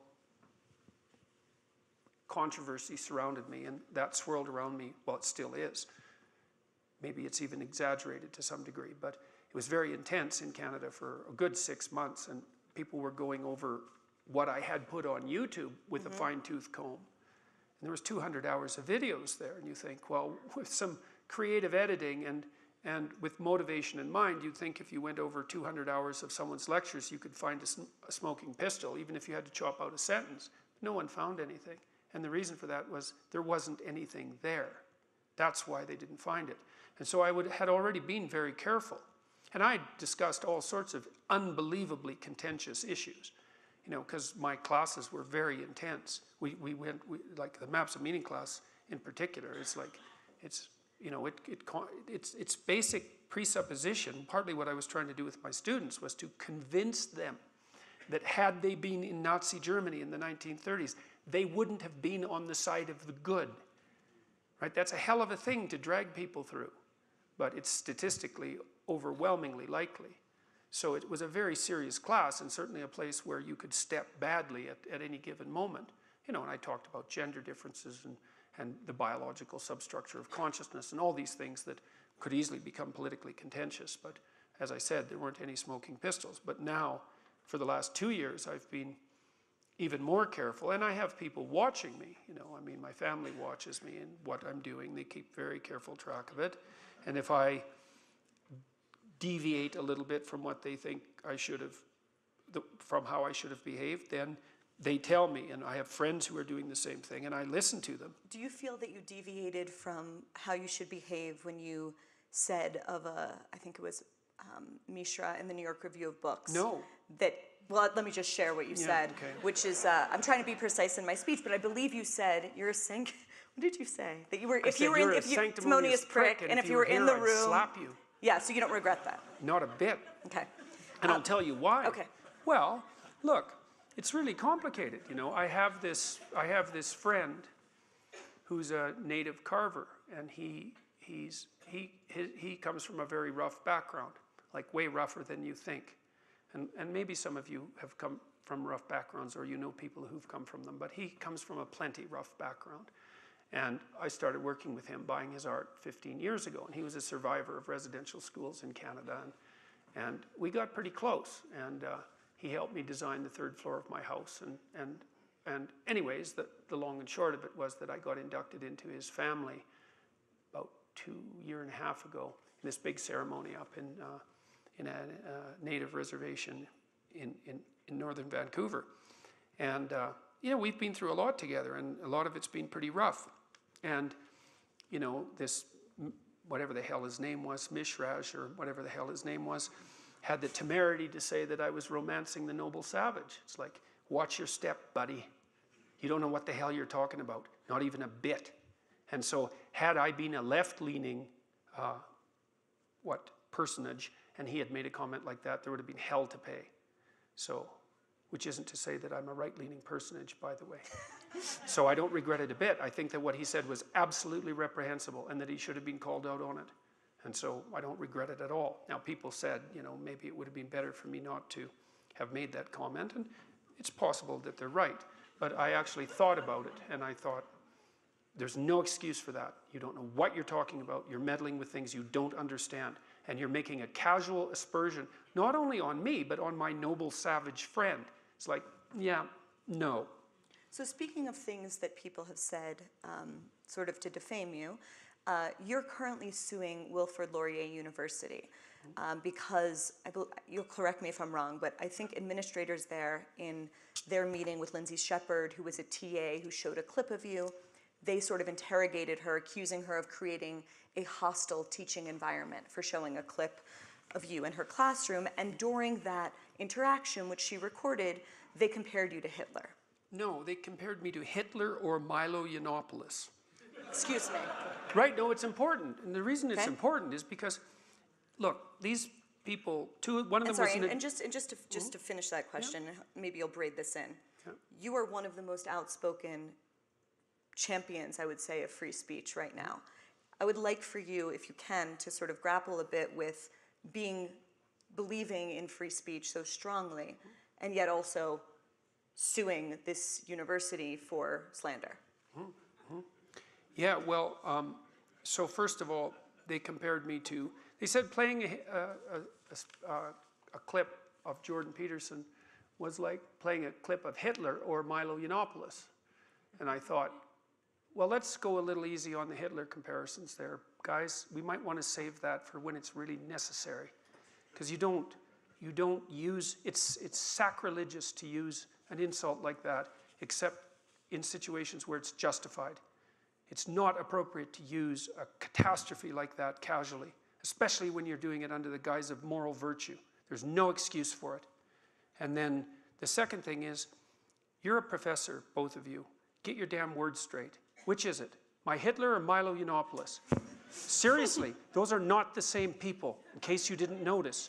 One of them was the worst barbarian in the 20th century, with the possible exception of Stalin and Mao, and the other one is a provocateur, trickster, who's quite quick on his feet and is, what would you say, is stirring things up in a relatively non-problematic way. They're not the same creature. And so to combine them in a single careless insult during an administrative, what would you call, investigation, which was entirely unwarranted, by the way, and was predicated on an absolute lie. There hadn't been a student complaint, as the university admitted. There was no excuse for that. And if they weren't professors, then, well, it wouldn't have been so bad, but they were. And the reason that I sued them, there's a whole bunch of reasons. I mean, the Hitler comparison and the Milo Yiannopoulos comparison were only two of about 40 things that they tarred me with. And they're all listed in the deposition. And the only reason I brought the lawsuit forward, 7 months later, something like that, was because of what happened with Lindsay Shepherd. So what happened to her at Wilfrid Laurier is absolutely inexcusable. Everything they did to her was predicated on a lie. Then the university apologized, and so did the professor. And then he lied during his apology, which was a forced apology anyways, and therefore of very little utility. They were subject to no disciplinary action, even though the statutes of the university required it. And they made Lindsay Shepherd's life a living hell, even after they apologized to her and told her that she did nothing wrong and that they hadn't followed their own procedures. So I read her deposition, and I actually read it on YouTube, where it's got about 500,000 views, by the way. And I thought, you people haven't learned anything. You've learned absolutely nothing. And so if one lawsuit doesn't convince you, maybe two will. So, and then with regards to free speech, it's like, free speech is still bounded inside a structure of law. And these people broke the law, or at least that's my claim. So I don't see the contradiction there at all. You can't just slander someone, defame them, lie about them. You can't incite people to crime. There's all sorts of reasonable restrictions on free speech that are already codified essentially in the British common law system. So, but Wilfrid Laurier learned nothing. But this isn't over yet.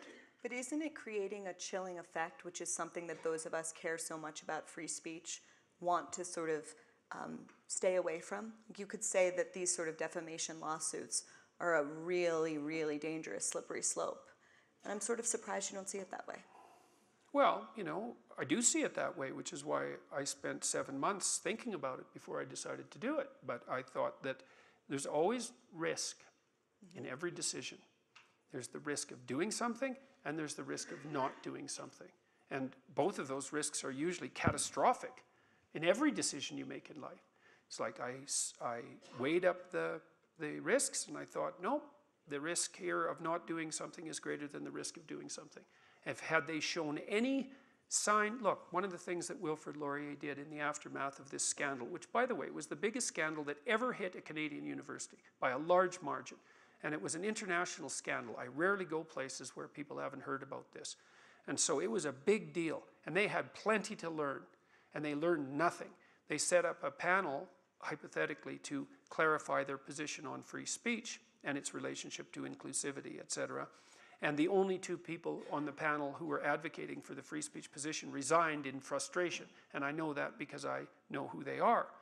And so well, that's just one of the pieces of evidence that they didn't learn anything. And then they continued to mistreat Shepherd continually. Like her deposition, it's like a novel of stupidity.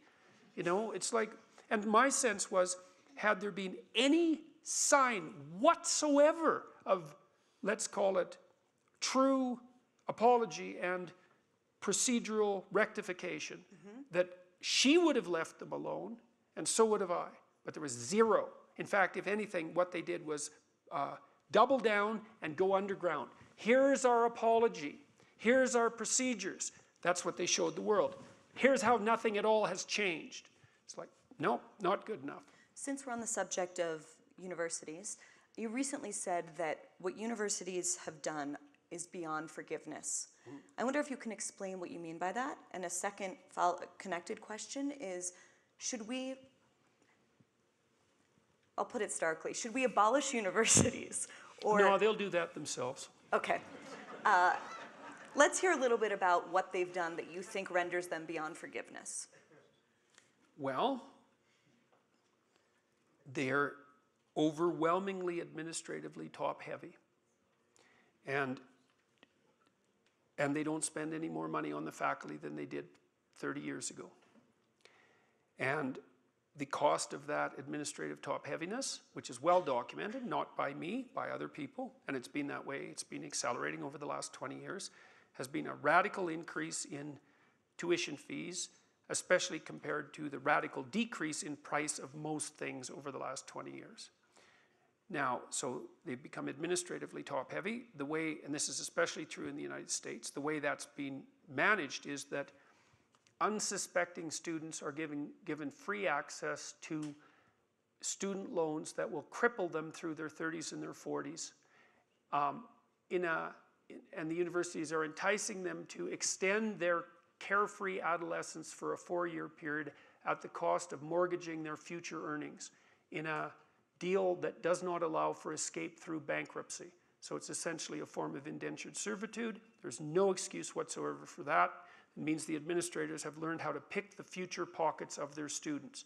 And because they also view them in some sense as sacred cash cows and fragile, let's say, because you might wonder why the students are being treated like they're so fragile. It's like, well, we don't want them to drop out now, do we? And we can't, if they drop out, then we don't get our hands on their future earnings in a way that they can't escape from. And that cripples the economy because the students come out overladen with debt that they'll never pay off right at the time when they should be at the peak of their ability to take entrepreneurial risks. So they can't do that because they're too crippled by debt. And so that's absolutely appalling. They're gerrymandering the accreditation processes so that the degree no longer has its credible value. They're enabling the activist disciplines, which have zero academic credibility whatsoever in my estimation, and I'm perfectly willing to defend that claim. And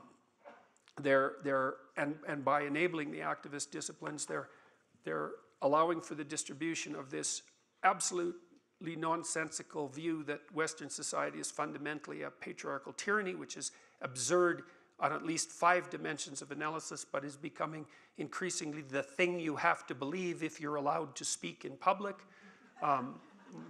Well, that's what else? That's a good start.